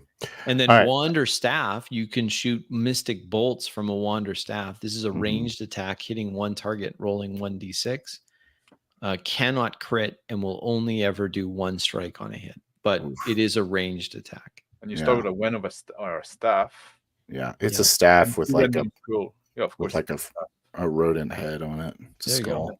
Well, it's got Obviously. stuff. Obviously, it's a goblin stuff. Yeah. Okay. So I have something. Mhm. All right. So you're so cool, but also not cool because there's no like imaginative thing going on. It's just like Right. a list of 4 powers. Yeah. Whereas you can be a little more creative. Obviously, I need with- to stick with the botanicalist. I think That so. was your first thing, right? It was my Go with first that. thing I wanted to do. Yeah. Always go with your first answer. There you go. Okay. Okay. That I think takes care of most of that. I don't have to spend karma to anchor Nope. on a botanicalist, which is cool. Nope. You do not. I'm going to go botanicalist. Let's do it. I like it. All right. I think the only thing left, common gear. All right. Wait, Well, we got to pick our Aspects. things. Yeah. Yeah, you have to what do if your that was aspect. crispy? Yeah, I'll bring those right now. Drunk. I'm a drunk. Okay. So if there's alcohol around, I cannot resist drinking at all. Okay. Not that I'm trying to play myself, but I technically fit with the dwarf too. Yeah, sure. And which also got resistance to poison, so he probably can tank a lot of alcohol. I could. He has a boon against it. Yeah, absolutely. You can And drink he's, people under the But that table. doesn't do anything. What do you mean doesn't do anything? These are supposed to give you Well, it could be. boons on actions that take place. So what is being a drunk? Could say that he was a brewmaster. He studied as a brewmaster. You just got a taste for alcohol. Nah, he just like give you a boon when you try to outdrink someone. Oh, there you go. Okay. When you're at tavern, when you're like Fair in enough. drinking situation, right? It's probably not gonna come into play there, but I'm not a Mm-hmm. min-maxer. Of course. Excuse me. And unexpectedly clever. Oh, okay. So even though like it's the barbarian and the drunk and stuff like that, it's still no shit. Got it. Kind of a bit of a lore guy, I guess. Clever. Got it. When sober. I'm a bit of a lore guy. There you go. Rick, There, you I already got something, yours, give I you think. something. You had already said yours. One was I'm all good. Yep. you're good. You got yours. And I, Phil. I got it. I got a name. I'm gonna write it. Okay, perfect. What was your one was like charming, dastardly charming? Mm-hmm. Yeah, I'm dastardly charming and I'm keen on arcane. Oh yeah, it's true. You said Kino Arcane, the other one. Okay. So my second one is gonna be awesome. Okay. Wickedly. It was what did I say? Wickedly. I forgot. Did you write it down by any chance? Wickedly Devious. One was conniving. It was conniving. Thank you. And the other one is going to be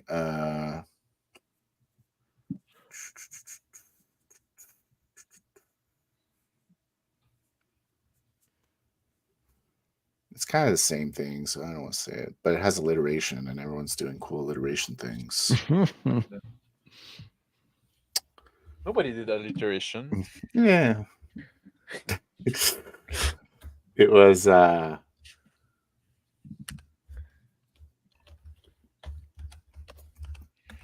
pessimistic planner. Was the word you said? Huh? What's the word you said? No, that's the one I said. Yeah, the second. What's the word? So you're going to suggest Pessimistic. something, but yet it's going to fail like always. You know? No, I always think whatever you guys say is going to fail, and then I come up with a better idea. That's the way. Okay. Oh, pessimistic planner.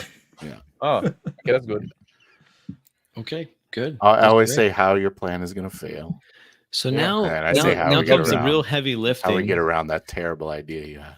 Well, this actually leads into the last thing I wanted to talk about. So you're now that you have the party, an elf, a dwarf, and a goblin. Oh man, why is it that all Did three we walk of into you? a bar? Yes, exactly. It sounds like a bad joke. So why would the three of you be together in this dungeon crawl? Obviously, the goblin As a is the last party. one to join us. Because we needed a mage and we could pay him in shit. He was cheap. He's cheap. Because Comes this one, cheap. like Because some- people overlook him because he's a goblin and he looks like Yeah. he's just a gardener, but he's but not a also gardener. he's just like after like weird region, like so Mm. you're gonna pay him in bad guano and blood and semen and I stuff may, like No, that's just awful. any fluid you guys can that. find. Any fluid from anybody. I'm looking for fluids. All right, so my thinking is like what I was hoping to do with this, because it is a dungeon crawl. Is I was going to start in our session tomorrow. I was going to start you just at the mouth of the dungeon, right? Sure. And limit the exposition at that point to just the description of the mouth of the dungeon. But I need to have some hook While we're there. why you're there. Okay. So what would be the hook that you're all here about to enter? We don't have to show this anymore. Here's another idea. What if like a dwarf and goblins are both like a underground dwelling creature? Yes. What if there's like this old underground place that used to be contested between dwarf and goblin, and something happened, and now like everybody's disappeared, and we're sent there to investigate that, and we brought out an elf. I know that's a change of what I said, but we brought along an elf as a third impartial party that ate both of us. Okay. Contested ground. Thanks, guys. Thanks. You're the one there to provide that. We're turning Rick into a diplomat, though. Is that what he is? Well, I don't know. Just to Just an keep the idea. peace Just an idea. We between can the riff out of goblin. that, right? I'm just something out of my head right now. Just like Hmm. I'm from the desert. I'm not from underground. okay. Then. So Sorry, you're a botanicist from the desert. I'm a So you're trying likes to a lot to of- terraform the desert. He specializes in succulents. cacti. right? Yeah. Yeah. Thank you. Oh yeah. Oh man, that's interesting. Yeah. You're growing cacti everywhere. Hey, what's that in your ear? Oh, a cactus. Cactus. How about if we all knew each other from other escapades that we've been, I like that. in Where the did past? where did you meet each other? Like, why would you know each other and not be killing each other on sight? Yeah. We are champions of 3 different. It's sort of like the Lord of the Rings, right? Yeah. We're a fellowship. Okay. We are champions that have been nominated by our respective By the commission. kingdoms, But we're kind of nobody. species-based kingdoms that have humans on the One member- outskirts. We're the commission. We're one member from every like a demi-human Yeah. species. We're all Italian. Yeah, smart. That's right. Everyone talks with their hands the whole time. Yeah, except the dwarf is French. Except the dwarf. A French dwarf. Yeah. Oh my god. Oh boy. So But what are we doing Instead of there? drinking beers, drink know. wine. yeah, that's right. Get Obviously. into wine and cheese. Wine and cheese. Yep. What am I? So either we're all there for treasure for some reason, or someone wants to rescue a hostage, maybe, and hires the other 2. No, I think we're there for like if we don't do that dungeon duel, we should be there for Oh. treasure or to solve a mystery somehow. All right, Okay. find something in the I don't know. Hostage? Like, where did my sister go? I Like guess. that mystery. What, we're looking for a female goblin underground How do you from see the how- desert? You see what I have to deal with all these Preposterous. contrarians, Crispy? I know it's so frustrating. Bill, you're the one that's always You're the contrarian. biggest contrarian How here. dare you. Hey, you're the one who's supposed to be putting the plans down. Like, Yeah. Fuck, that's what you fucking did with your character. I know his whole character. His whole character. You're playing yourself I'm as a- worse than like me be playing the drunk. I'm a desert arborist. That's a goblin. Yeah. Yeah, I like the idea of one of us hired the other two. So who hired who?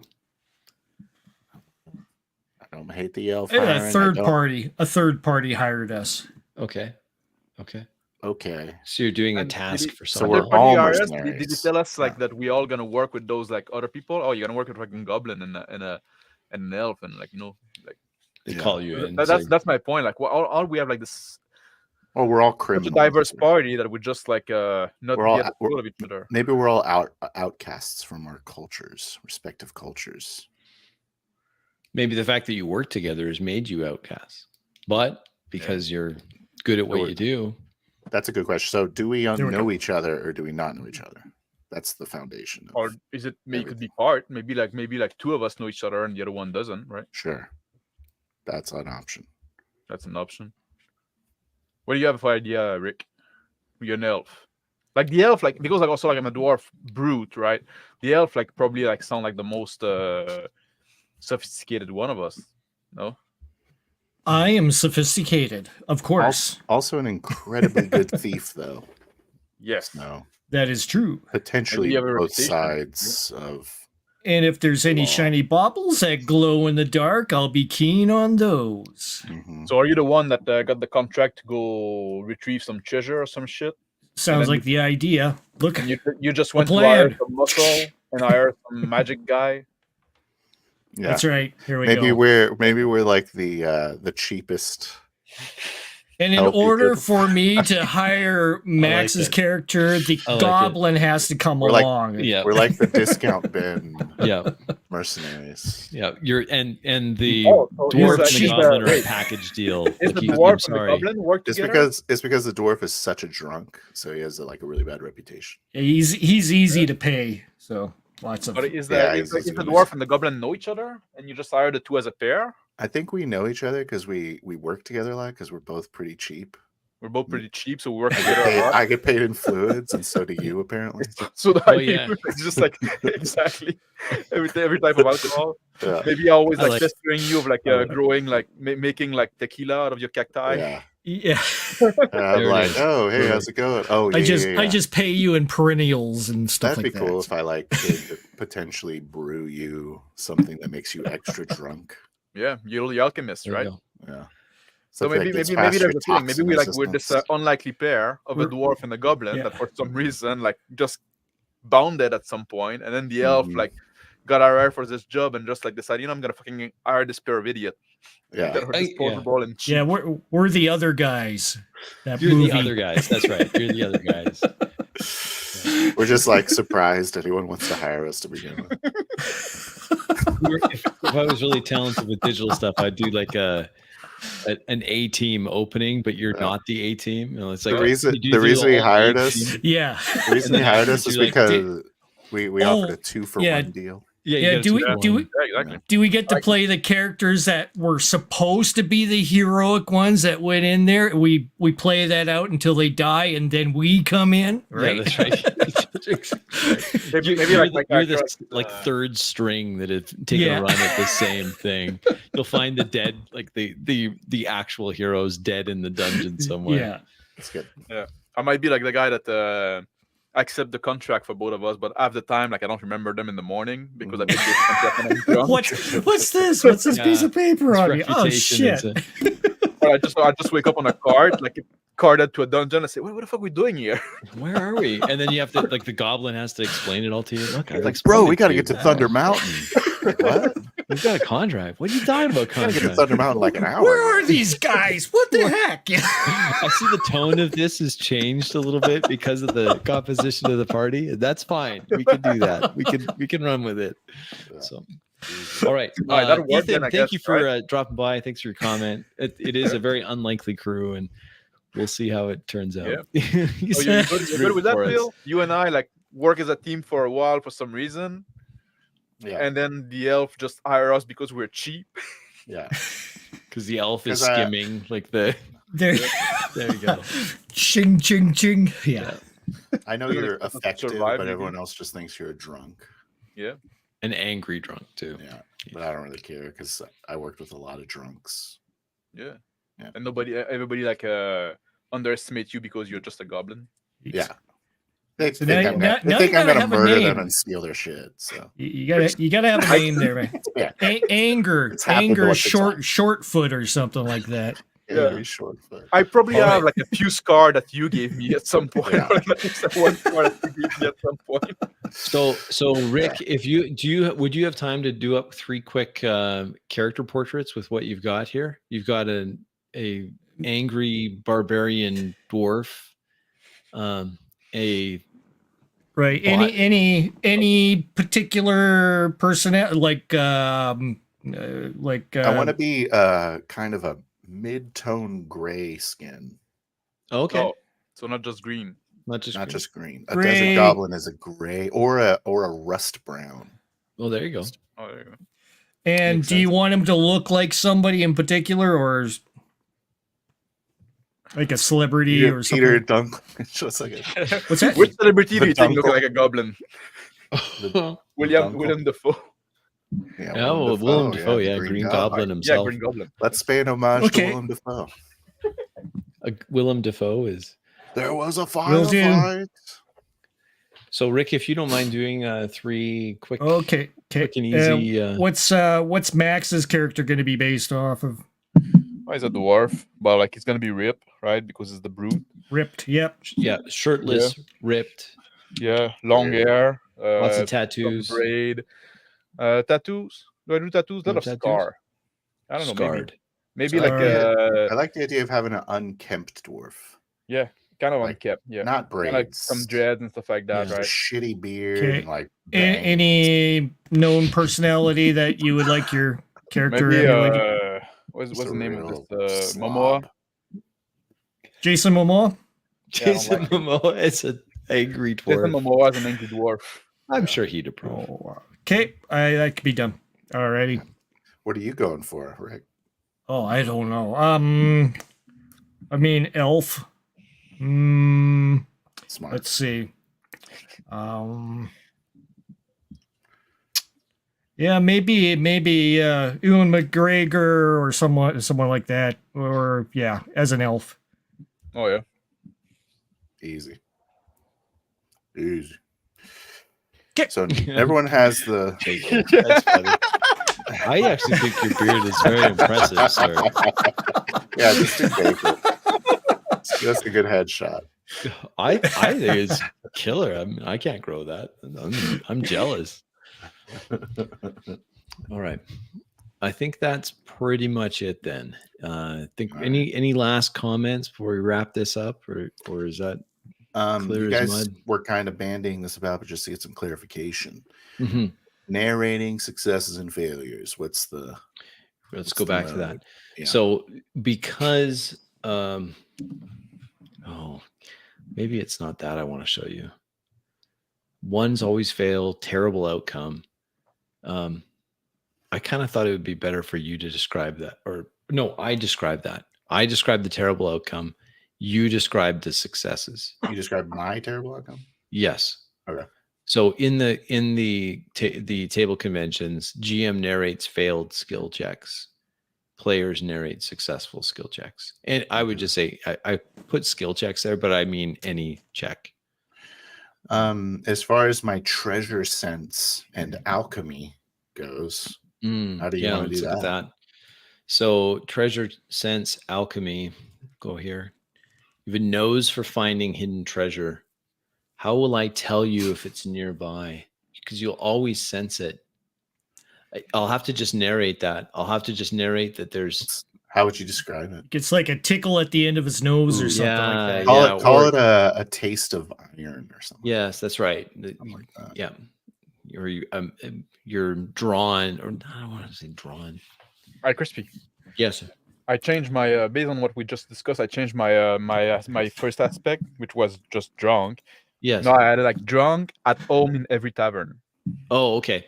Okay. This is how we get so the you're a contract. carouser. You know how to carouse. Yeah. Okay. Cool. That makes sense. Smart. How are we going to do that treasure sense without it being? I think you have to just do it. Sorry. I think so. I think I just have to describe it. Yeah. I'll just have to say your character's name. Maybe we can make it magical. Something is glistening. Yeah, I do have danger sense too, so that would That's also the same be thing. That's the same thing, right? Danger sense, which is you can't be surprised you have a boon in avoiding traps. But in my case, you could potentially make it magical and describe a shimmering. Yes. Yeah, I'll do that. I like that. Okay. You can just describe it a slight aura. And do you want me to? How do you want me to deal with like potentially finding alchemical ingredients and components? I would say you tell me. Well, you describe your character looking for whatever reagents. So don't 4D moss. it, just 3D it, and then just 3D it. Yeah, is that like a more 3D game that we're trying to do? I think so, but I mean, there may be some. There's treasure. That's the question. Like exactly, like if we want to do like because like you made some restriction on like we cannot like describe feature of the room or like extra room like that. Which I understand from what we're doing. Yeah, it is kind of more 3D. We're resolving the question like how do we do a dungeon crawl in 4D, right? Yeah. We may find that we don't. So if we walk into a room, you describe the basic amenities that are around. Yes. We can decide on whether or not they're close or far from us, or unless you've specified, right? I'll try to be clear in my descriptions enough that you can sketch it out if you had to. If something like can we add stuff in the room that would make sense based on the description you said? Yes, based on my description. Yes. Like if it's something important, if the room is barren, you're gonna see that. If like surface level 4D things. Yes. Yeah. Just surface level. Surface level. Yeah. Cool. But that's a good point. This may actually turn out to be more of just an in-character 3D thing. I think that's probable. We'll see what happens. Because you have that map already. I have the map. Yeah. I found a map that I thought, this will be good. Oh, you have a map of a dungeon? So here's what we're gonna try. This might be fun, Phil. Guy. So yeah, I know. Can we get Foundry up? Are we getting Foundry up? We're gonna run Fantasy Grounds. I want my pogs. Yeah. No, we're gonna see if we can do it without that. But the idea was, and I had suggested this at the beginning, that because this is an exploration in a dungeon, there's Shauner's unsubbing. I thought it'd be interesting. BTTs were 40 the whole time, Shauner. The whole time. Little did anyone know. Yeah. Maybe like 4D just doesn't work, guys. It just doesn't work. That's why they call it a role-playing game. You in the game. It's a game. And we're having fun. I had mentioned to Rick and Max that it may be helpful because it is a dungeon crawl. It may be helpful to have a little scratch piece of paper or something, where you can just make a little note where you are. I thought it would be fun at the end of the session. I could show you the map that I'm going off of and see how different your maps are. It might be a little fun to see what, map telephone. Or whatever. Yeah. Just to see what happens. And yes, it was. Yeah, I think that'll be fun. We'll see how this is interesting. I found this map. It's not huge, but I thought it was an interesting layout. Cool. So we'll see how that works. We're not doing a mega dungeon. Not a mega dungeon, no. If we don't finish the dungeon, like thinking one session, probably with what I have here, probably. Okay. And we'll see if you like the characters enough and we can keep going with it. That'd be fine too. We'll see if it works. My focus is trying to make sure my narration is on of like the camera mode when I'm in camera mode, that it's clear enough that you can interact with the dungeon and not feel like you're lost all the time. I want to make Hey, sure can you that- link the drive-through? Oh, to where to buy this? Rick, do you Yeah. want to put it up? You just bought it. Okay. I don't have it let's see. open. I still I don't have know if you her can. here. Did I leave it open or did I drop it? Oh, I might have dropped it. It's a Runehammer product. So, Yes. Yeah, it is. Oh, I had it So- earlier. just type in EZD6 in. I got it right here. I drive-through. can put it in the private chat, and then maybe you want to put it in the chat of the stream. Yeah, so I like people- the Yeah, idea put it of in the stream. promoting. Yeah, Yeah. put it in the stream for sure. I cannot put it in the stream because I Oh, don't yeah, have like. you're Oh, the you only can. one that- Yeah, I think I'll Rick put can. I'll put in my description. Oh, nice. I'll do that too. Yeah, Okay. I'll do that too. Perfect. Okay. Give him credit. And it's a good system. I think it look. We'll see how it plays, but Are I you don't Neville see it. red-handed? I am Neville red-handed. That is my Nice. character's name. Oh, that's a good name. I like the red-ended part. Yeah. Yeah. I didn't think Have I- about the name yet. Have I been named Creech yet? Creech. Creech. Creech, I don't think so. Creech the Gritch. That's my that's my goblin name. That's one of my go-tos. This will Yeah. be interesting to see how That's this. a good dwarf name. Critch Green Thumb. Achtok. It's probably Green something about finger. drinking. Huh? You can have like a name that's like Drunken Son or something like that. Like Boivin. Yeah, that's right. Is that what you're Drink- implying drink there? wine. Drink wine is what that translates to Exactly. for all you Drink wine. anglophones out Oh, there. I didn't know that. Yeah. There you go. What it means. Drinks wine. Boivin. Yeah. Okay. So I excited. think that's good. I think we've covered a lot of ground. We've been at this for just around 2 hours. I think that's good. And hopefully our game session tomorrow will go a good, exciting 2 hours, and we'll see what happens. Now, again, there are some other things that we need to do that I'll have to just send out to you, which is your starting Just give equipment. give me the mission, yeah. the mission brief, and will. I will go Yeah. from there. I want to talk about the equipment. Like, Yeah. Do you have Yeah. like still some time? I think we should go through the equipment Sure, we can go through equipment. if you don't Good. mind. So you decide on your weaponry. You fit your weaponry to your character concept within Yes. reason. I want to have like a big ass two-handed sword. Absolutely, no That is problem. like way bigger than way too big for me, but like somehow I can make it work, right? Yeah. You get What if I angry don't enough, fly? it works. It's another reason why no one takes him seriously, by the way. Yeah, Exactly. like you can't even lift that thing. Just It's fucking like, dragging around like watch. behind me. He drinks off of it a lot. Like he So drinks in terms of the table. I put it on the bar and I cover Yeah. the blade with shut. okay. Let's see here. I'm just checking to see. He has a lot of frat boy behaviors. Good grief. See at it again. Like, Jeez. who could take this guy seriously? Oh, okay. So the DM Scotty suggests a random starting gear, so we'll do that. Let me just pull up some of his dice, Ooh. and we'll get that going. Fuck So your sword, Max. I don't want to have a lot of gear. That's the point too. no. The sword, the weapon, you decide. Like whatever. Like if your I got guy, some dice up if you want this one. I got my stuff Phil, dice your guy up. is the caster. So Oh yeah, you have to decide your two random scroll.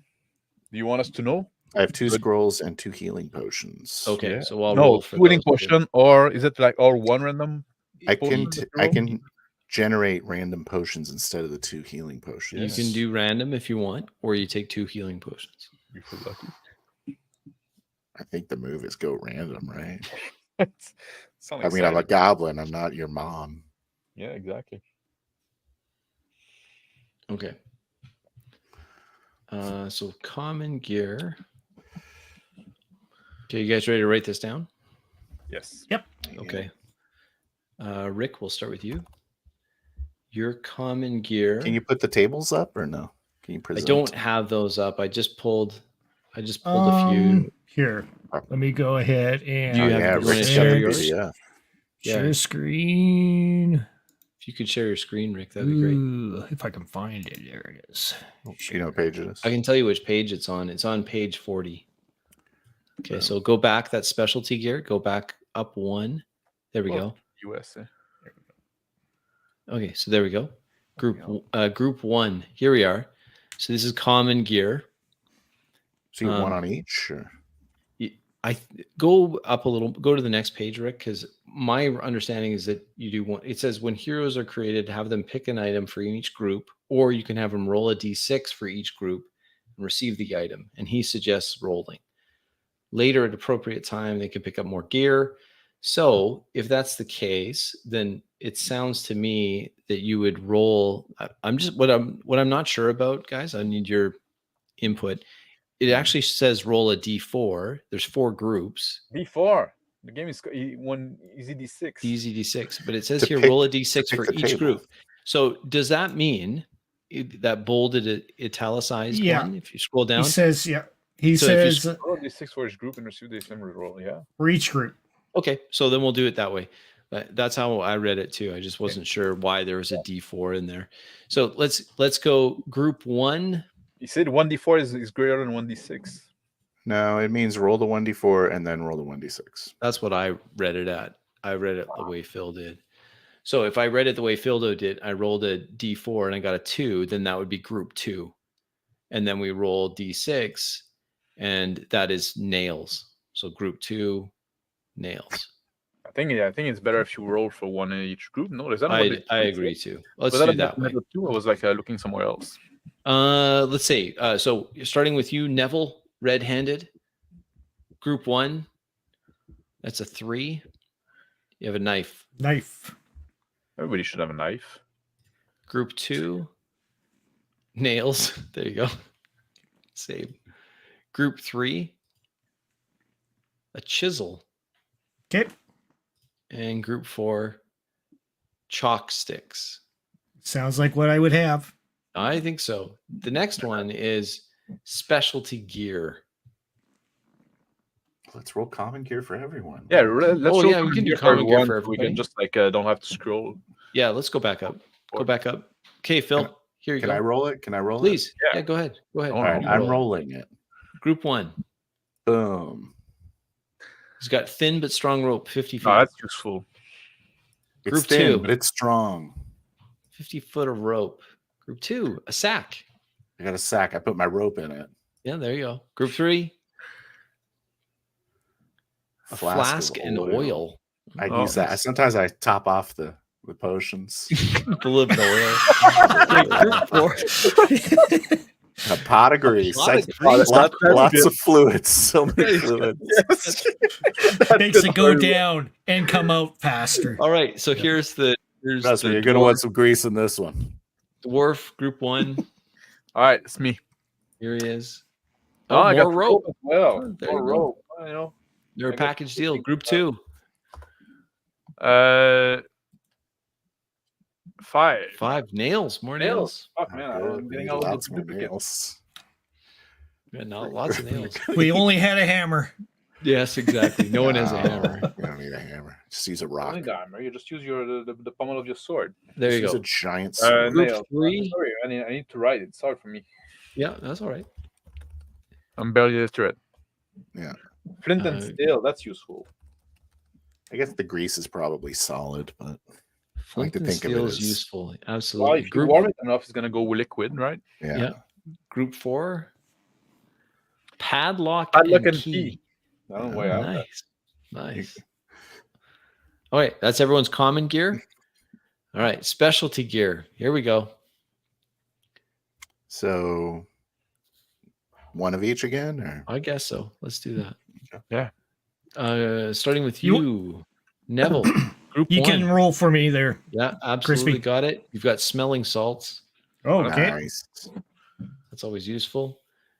Group 2, a magnifying lens. Nice. For the traps, yeah. That's what that works for a thief. Yeah. Group 3 is caltrops. Wow. Okay. Very cool. That Love works. some Well. caltrops. And finally, group 4, Exotic spices. Ooh. Okay. All right. Phil, you want to roll for Here yourself? we go. Here we go. Group 1. Manacles. Manacles. When you find that wife, that goblin wife in the dungeon. It's like a wedding ring. They have like wedding a ring. they have like a little Little ink and parchment. fuzziness on them. I can write. You can write, or you just use the ink to top up those potions that you were Oh talking yeah. about. Well, the ink's got a double purpose. So. The ink And the just quill tops up the scratch potion. your extra tip. Yeah. Okay. Okay. And then Next. There we go. Sorry, just 4 caltrops. More caltrops. Yeah. Okay. Everyone's got caltrops. And group 5. Fake jewels. Perfect. Yeah, that works. But for the Oh, wait, goblin, they're real. Yeah, do you know that they're fake? You think they're real? They're real for sure. They're real. Do I think they're real? Do I think they're You'll- real? Did I you'll accept them for a mission? You'll when I was never too know. drunk? Yep, you never know. All right, next up, Max. Yes. Group 1. I hope he is. I hope he gets. Perfume. There it is. Perfect. Beauty. Hey, can I use that? Yes. It was a failed potion. Yeah. Now it's perfume. He Group drinks 2. it. I'm probably gonna drink it. Quit and Yeah. drink. It's got a For high just in alcohol case. content. Yeah. Perfume with a high alcohol content. Starting to see gremlins. He's got to go ahead and start imbibing on this. It's like a truck. Oof. Okay. What you drinking? Well, What? I'm worried about it. I hope he gets 2 on roll a 2. Prince No. Strong Match. hooch. Yeah. Strong hooch. Oh yeah, 2 would have been poison antidote. I don't need that. No, that's I was thinking my of group hangover. 2. What? When Oh, you did group 3. You want him to get Okay. makeup? Yeah, I was hoping you got makeup. That was group 3. He's That was group 3. Okay. So group 2 next. Poison antidote. Yeah, I use that when I'm at 2 hangover. Okay. Yep. So you've got a poison Sorry, on 4. antidote. And fake jewel again. So that's it, man. That's guys maybe we both got You guys paid. get paid with fake jewels. We This both is got why you're in the. We got paid in jewel and we fucking got scammed. That's why you got the. That's why you had the problems before. Exactly. Maybe that's how Neville paid us. there. You go. That was. You guys were real cheap. We've already You been were paid so up front. cheap. You paid with. Hold on, I'm going to try to do this. So we here. If I all can- proud, like, oh man, we're making Oh, bang look on at that these one. rules he's given us. Hopefully we find some lost tribe under the underground that we can trade these off to. Can I- Maybe we don't know that they're fake. Yeah. That's right. Like me being a dwarf, at some point I'm gonna sober up, look at those, and say like, "Shit, that thing is fucking fake, man." Exactly. Like, wait. Imagine how shameful it Listen. is for a dwarf to get fake jewels. Oh yeah. You got. It's so shameful. You got to take a job from an elf. Yes, He was drunk at the time. He has an excuse. which is a All right. legit excuse. For We have to do potions. Yeah. For Ooh, Phil, scroll. right? And scrolls. And scrolls, potions and scrolls. Obviously, we were randoming it. Way down. Everything. Way down. Here we I hope I go. get good potions. Actually, don't care. Potions, and there we are. So scrolls. Here we go. You're gonna roll a d6 for me. How many scrolls do you get? You get 2 and 2. 2 scrolls, 2 Two. potions. Is that 2 two scrolls random and- potion or is that one random potion? I think it was 2 healing potions or random potions. Maybe it was Uh, one random or I random. think it One was random. 2 healing potion of 1 random potion. I don't know. But I might be wrong. It doesn't matter to me. Like That you was can for have the 2 random- alchemist, correct? You can have 2 potions. Yeah. Start with 2 free healing potions, or roll random ones on the portion table. Oh, random ones. Okay. So you have 2. Yeah, it could be up to random. like 5 random potions. It's not You're right. specific. Yeah. Rules is written. I assume it's 2. What are you talking about? I don't know. I'm just trying to scam more potions. Yeah, you are. Okay. Shall I roll then? You want to have like one potion? Like I wouldn't care. Potions first. Okay, so we'll roll the potions first. All right. Roll a here we go. d6 for me, Phil. Boom. 6. Oh, You have Dromdack's Potion of Speed. This is on page 92. Right there. You take 2 consecutive turns on each of your turns for a scene, but when the potion wears off, you take a strike of damage. This would be good All to right. give to your brute I mean, or you. It's oh fine. yeah. I don't know. Okay. It's And like then haste. wall essentially. clinging potion. Hell yeah. Oh yeah. Nice. For Mistress. I already can like Arachnes. do Arachnes. vines and shit, so all of this rope and shit's pretty worthless. Just as a heads up. guys. Oh, rope? true. Oh, That's yeah. true. True. All right. So next are the scrolls. You have But 2 if you- scrolls. Find a wife, you might want to have some rope. Roll 1d6 for me. It's true. Sorry, wall climbing potion. Yeah. And 1d6 for the scrolls. Scrolls. So you're gonna roll a d6 for me. Chickapow. 5. All right, that's group 5. So we'll go down to group 5 in scrolls. Now Down roll there. d6 for me again. And then boom. 4. It's the wall climb thing again. No. Area becomes No, it's sticky not with the- webbing. Oh no, it's different. It's webbing. It's It's web. a web. Yeah. Scroll of webbing. You entangle people, Okay. which you can also do with your vine. Which I can also do. With the way scrolls work, Phil, is you roll 2d6 for your magic Mhm. check, and you re-roll any ones. That's how Okay. scrolls work. Now roll d6 for me again, please. Boom. 5. Still group 5. Okay, group Boom. 5, roll d6 again, and that's a 1. Mismatch. Miss Magic of Maldrak. Oh wow. Target of this spell counts as rolling a 6 defense for any magic cast on them for a day. Oh, that's good. Wow. Yeah. Just use that right. That's solid. Yeah. You use that right on your brood. Yeah, that's solid. Perfect. All right. Right on my face. You mean? Yeah. Wait. The target rolling a 6 defense for any magic cast. Oh, for any magic cast on them. So it's only against magic. It's not against like melee. No, just magic. Yeah. Yeah. So it's only. Yeah, protected it's from not. magic. It's Mhm. not invulnerability for a Yeah, day. because that's what I'm about to say. Otherwise, like, it'd be like, yeah, you're fucking invulnerable, right? Yep. Just a magic, which is incredible. Okay. Perfect. He's got his scrolls. He's got his potions. Scrolls got my potions. Everyone's got their other stuff. Rick, you got your stuff, I think. Yep.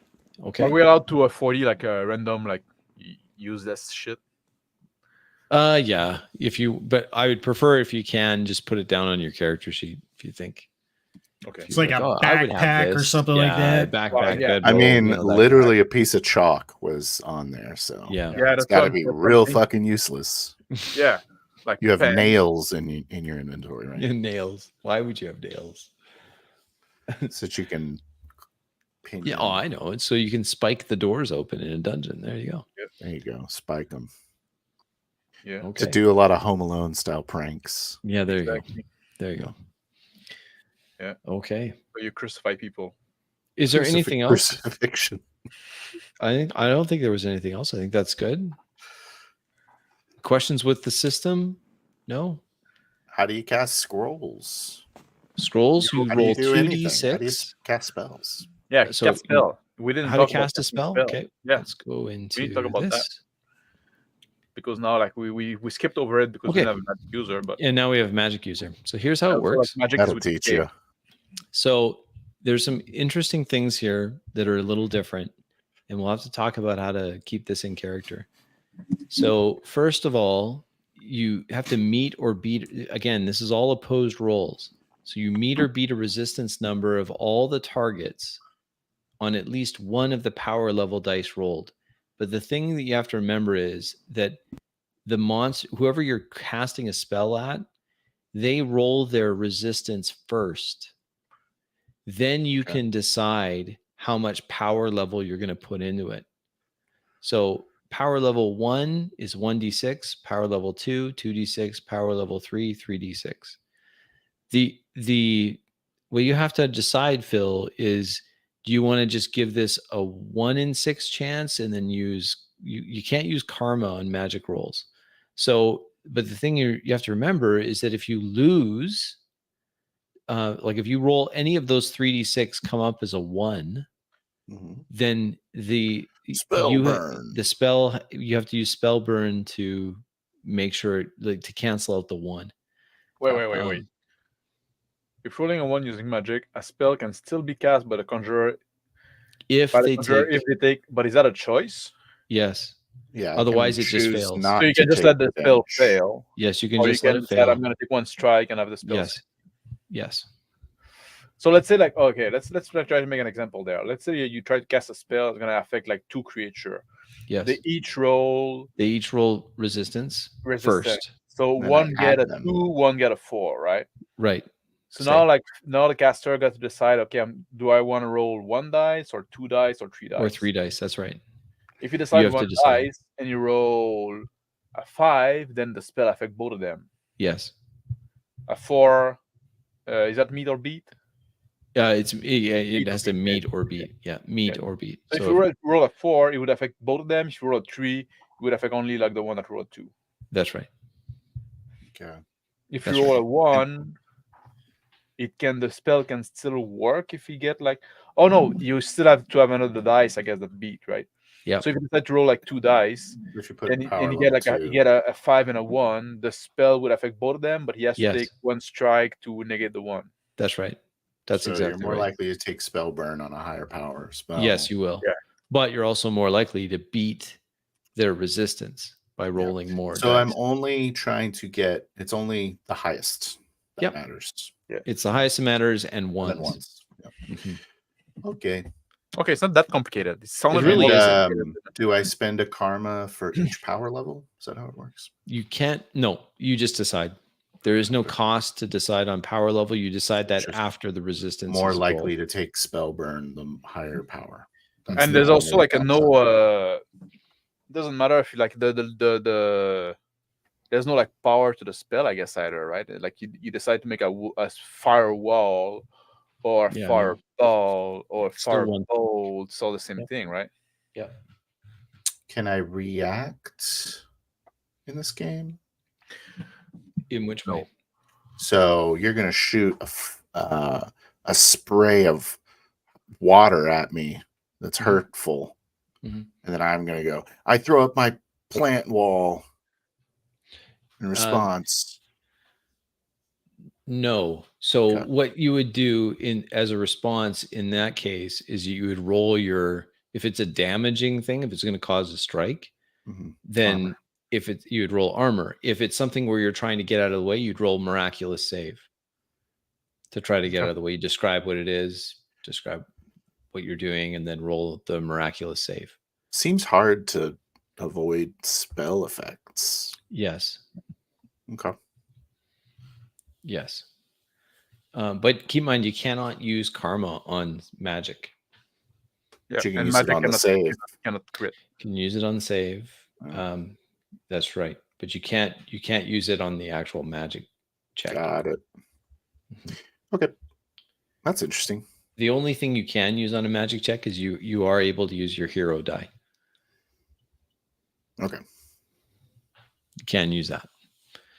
And you start with 1. And you start with 1. And you can I buy have a- more with 5 karma. I have a random question about the game.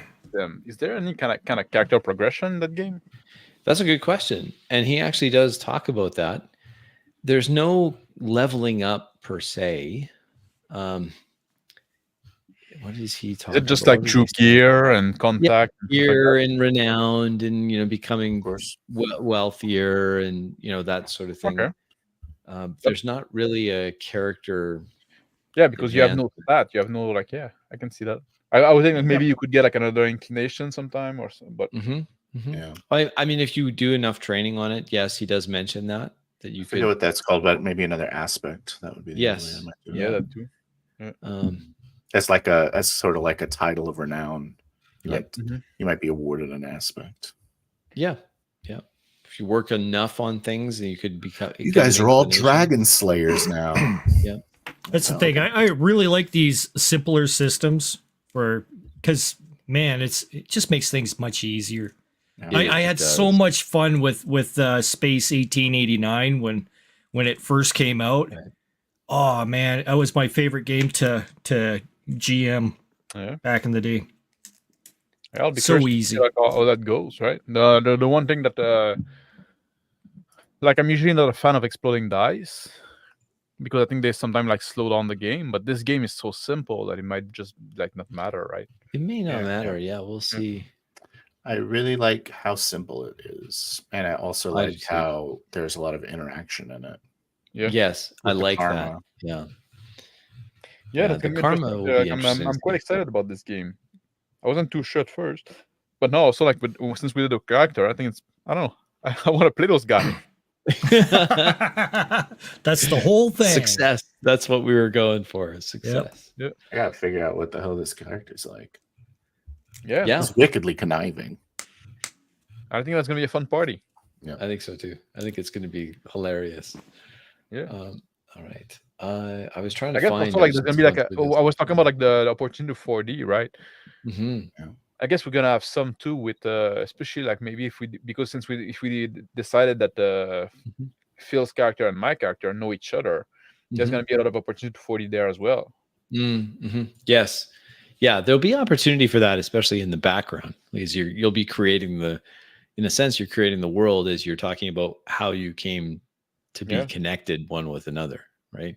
And if we like, maybe we're gonna clear this dungeon. Maybe if you want to play again those character, maybe we just by talking a shit, random shit talk during the dungeon, maybe we create something outside the world. Yeah, absolutely. Okay, this is gonna end up being the campaign. This is going to be the campaign. It's going to be an EZD6 campaign. Yeah, the goblin and the dwarf. No one would have guessed that. Anyone who knows you, Max, would be like, never in a million years would it be a goblin, a dwarf, and an elf. Yeah. But here we are. Well, you know it is, right? I look forward to it. I think it'll be. I'm gonna be like a human, but smarmy.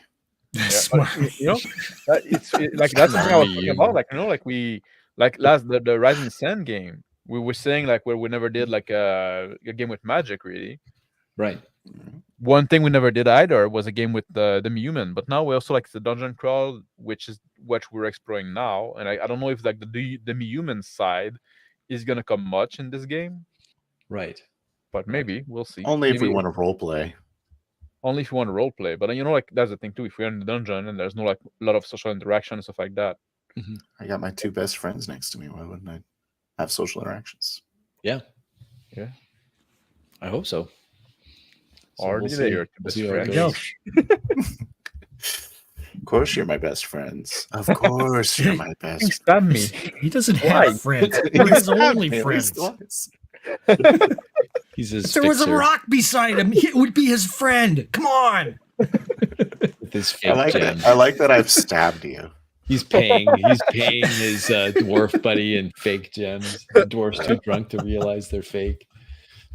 All right. This is awesome. Okay, so just so we're clear, did the elf pay us in fake gems? Is that what they were doing? Because you both have fake gems. No, I wouldn't do that. Because you're fucking thief. I have some integrity. Yeah, we just assume that it's real because he's an elf. Yeah. And he's fancy. And I was drunk. And you're drunk. These are elvish gems. They're elven.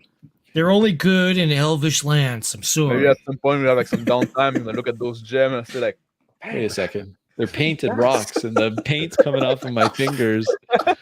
No, that's elven paint. Oh, why did you accept those fucking gems as payment? I'm like, hey, whoa, that paint's good. That's a good paint. He likes the paint. Flex it off into some potions.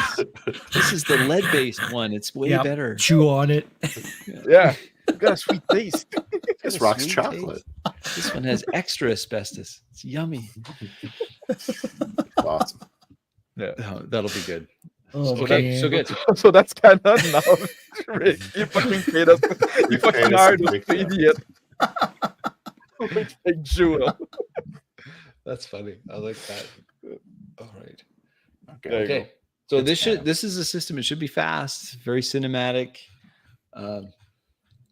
quick. I mean, just there'll be times where I'll just say, roll anything but a 1. If it calls for it, but most times, yeah. So, I think that's normal difficulties 3. Hard, 3D, very hard. 4 hard, very hard, super hard. Yeah, so very. Can we call that impossible? Yeah, you can call it impossible. I don't like super hard. Okay, you don't like super hard. Nearly Very hard is fine. impossible. Nearly Impossible impossible. is fine. I don't have a problem with that. Okay. It's too Well, much it's not hard. impossible, but Nearly impossible. I could also make an Near overlay with the basics on it. 1 if and you guys- 6. Sure. The main thing is, Rick, if you don't mind getting some character portraits for the guys, Yeah. that'd be great. Yeah. What sort of background should I be looking for? Just sort of like a typical dungeon. Oh, sure. Yeah, that would be fine. This is my homeland. yeah, add some cacti there. There's not enough cactus. Yeah, you need some more succulents there. Smart. Okay. Okay, that should be good. All right. I will, Oh, sorry. Phil finds more treasure than everyone else. All the Exactly. time. All the time. Absolutely. Phil Well, is the treasure. his notion of treasure is like much different than ours. But wasn't the treasure just the friends we made along the way? Yeah. And I shank them. And Yeah, then you they're full of shake. you stab him. You poison him slowly with Try heavy to steal metals the- in his potions. I've been trying to steal Max's jewels. Yeah, Constantly, but they're fake, and Max knows about Plastic, it. So yeah. he keeps fake jewels on him just so because he knows the goblin's going to be stealing his jewels. He actually asked the elf to pay them in fake gems. yeah, Going for maybe, yeah. Big more jewel. of a- Right on. Well, that's Okay. good. Well, that'll do it. And thank you, everyone that watched this. So we had a lot of fun going through this. Again, us learning DM Scotty's game, EZD6. I have put on I posted the drive-through RPG link to the product that we're using. Go check it out. We're gonna give it the old college try tomorrow. So please come on back here to our channels tomorrow for our session. This is us trying a dungeon crawl. What time do we start? 9:30 character. Eastern. I think we'll start 6:30 my time. That's 9:30 your time. Yeah. Eastern. Okay. And that's And after. then I think that's after 8:30 your daughter's Phil's time bedtime, and Phil. 7:30 Rick's time. 7:30 Rick time, 8:30 Central time. Yeah, so we're all So- different time zone there. We're in all different time zones. So Spread across. somehow Yep. make it work. Thank you very much for you guys for being willing to try this out. We'll give it a shot and then tear it apart afterwards and see where it all went so terribly wrong. But we'll have fun doing it no matter what. And All right. hopefully we can show that the 3D, 4D style game can happen in an exploration, dungeon exploration style game. The We'll see if role that play works. doesn't stop. If the role play cannot stop, that's what we'll do. So we'll try that. Thanks to everybody watching. We'll end the stream here. Catch us tomorrow for the actual game. We'll see you then. Thanks, guys. Take care.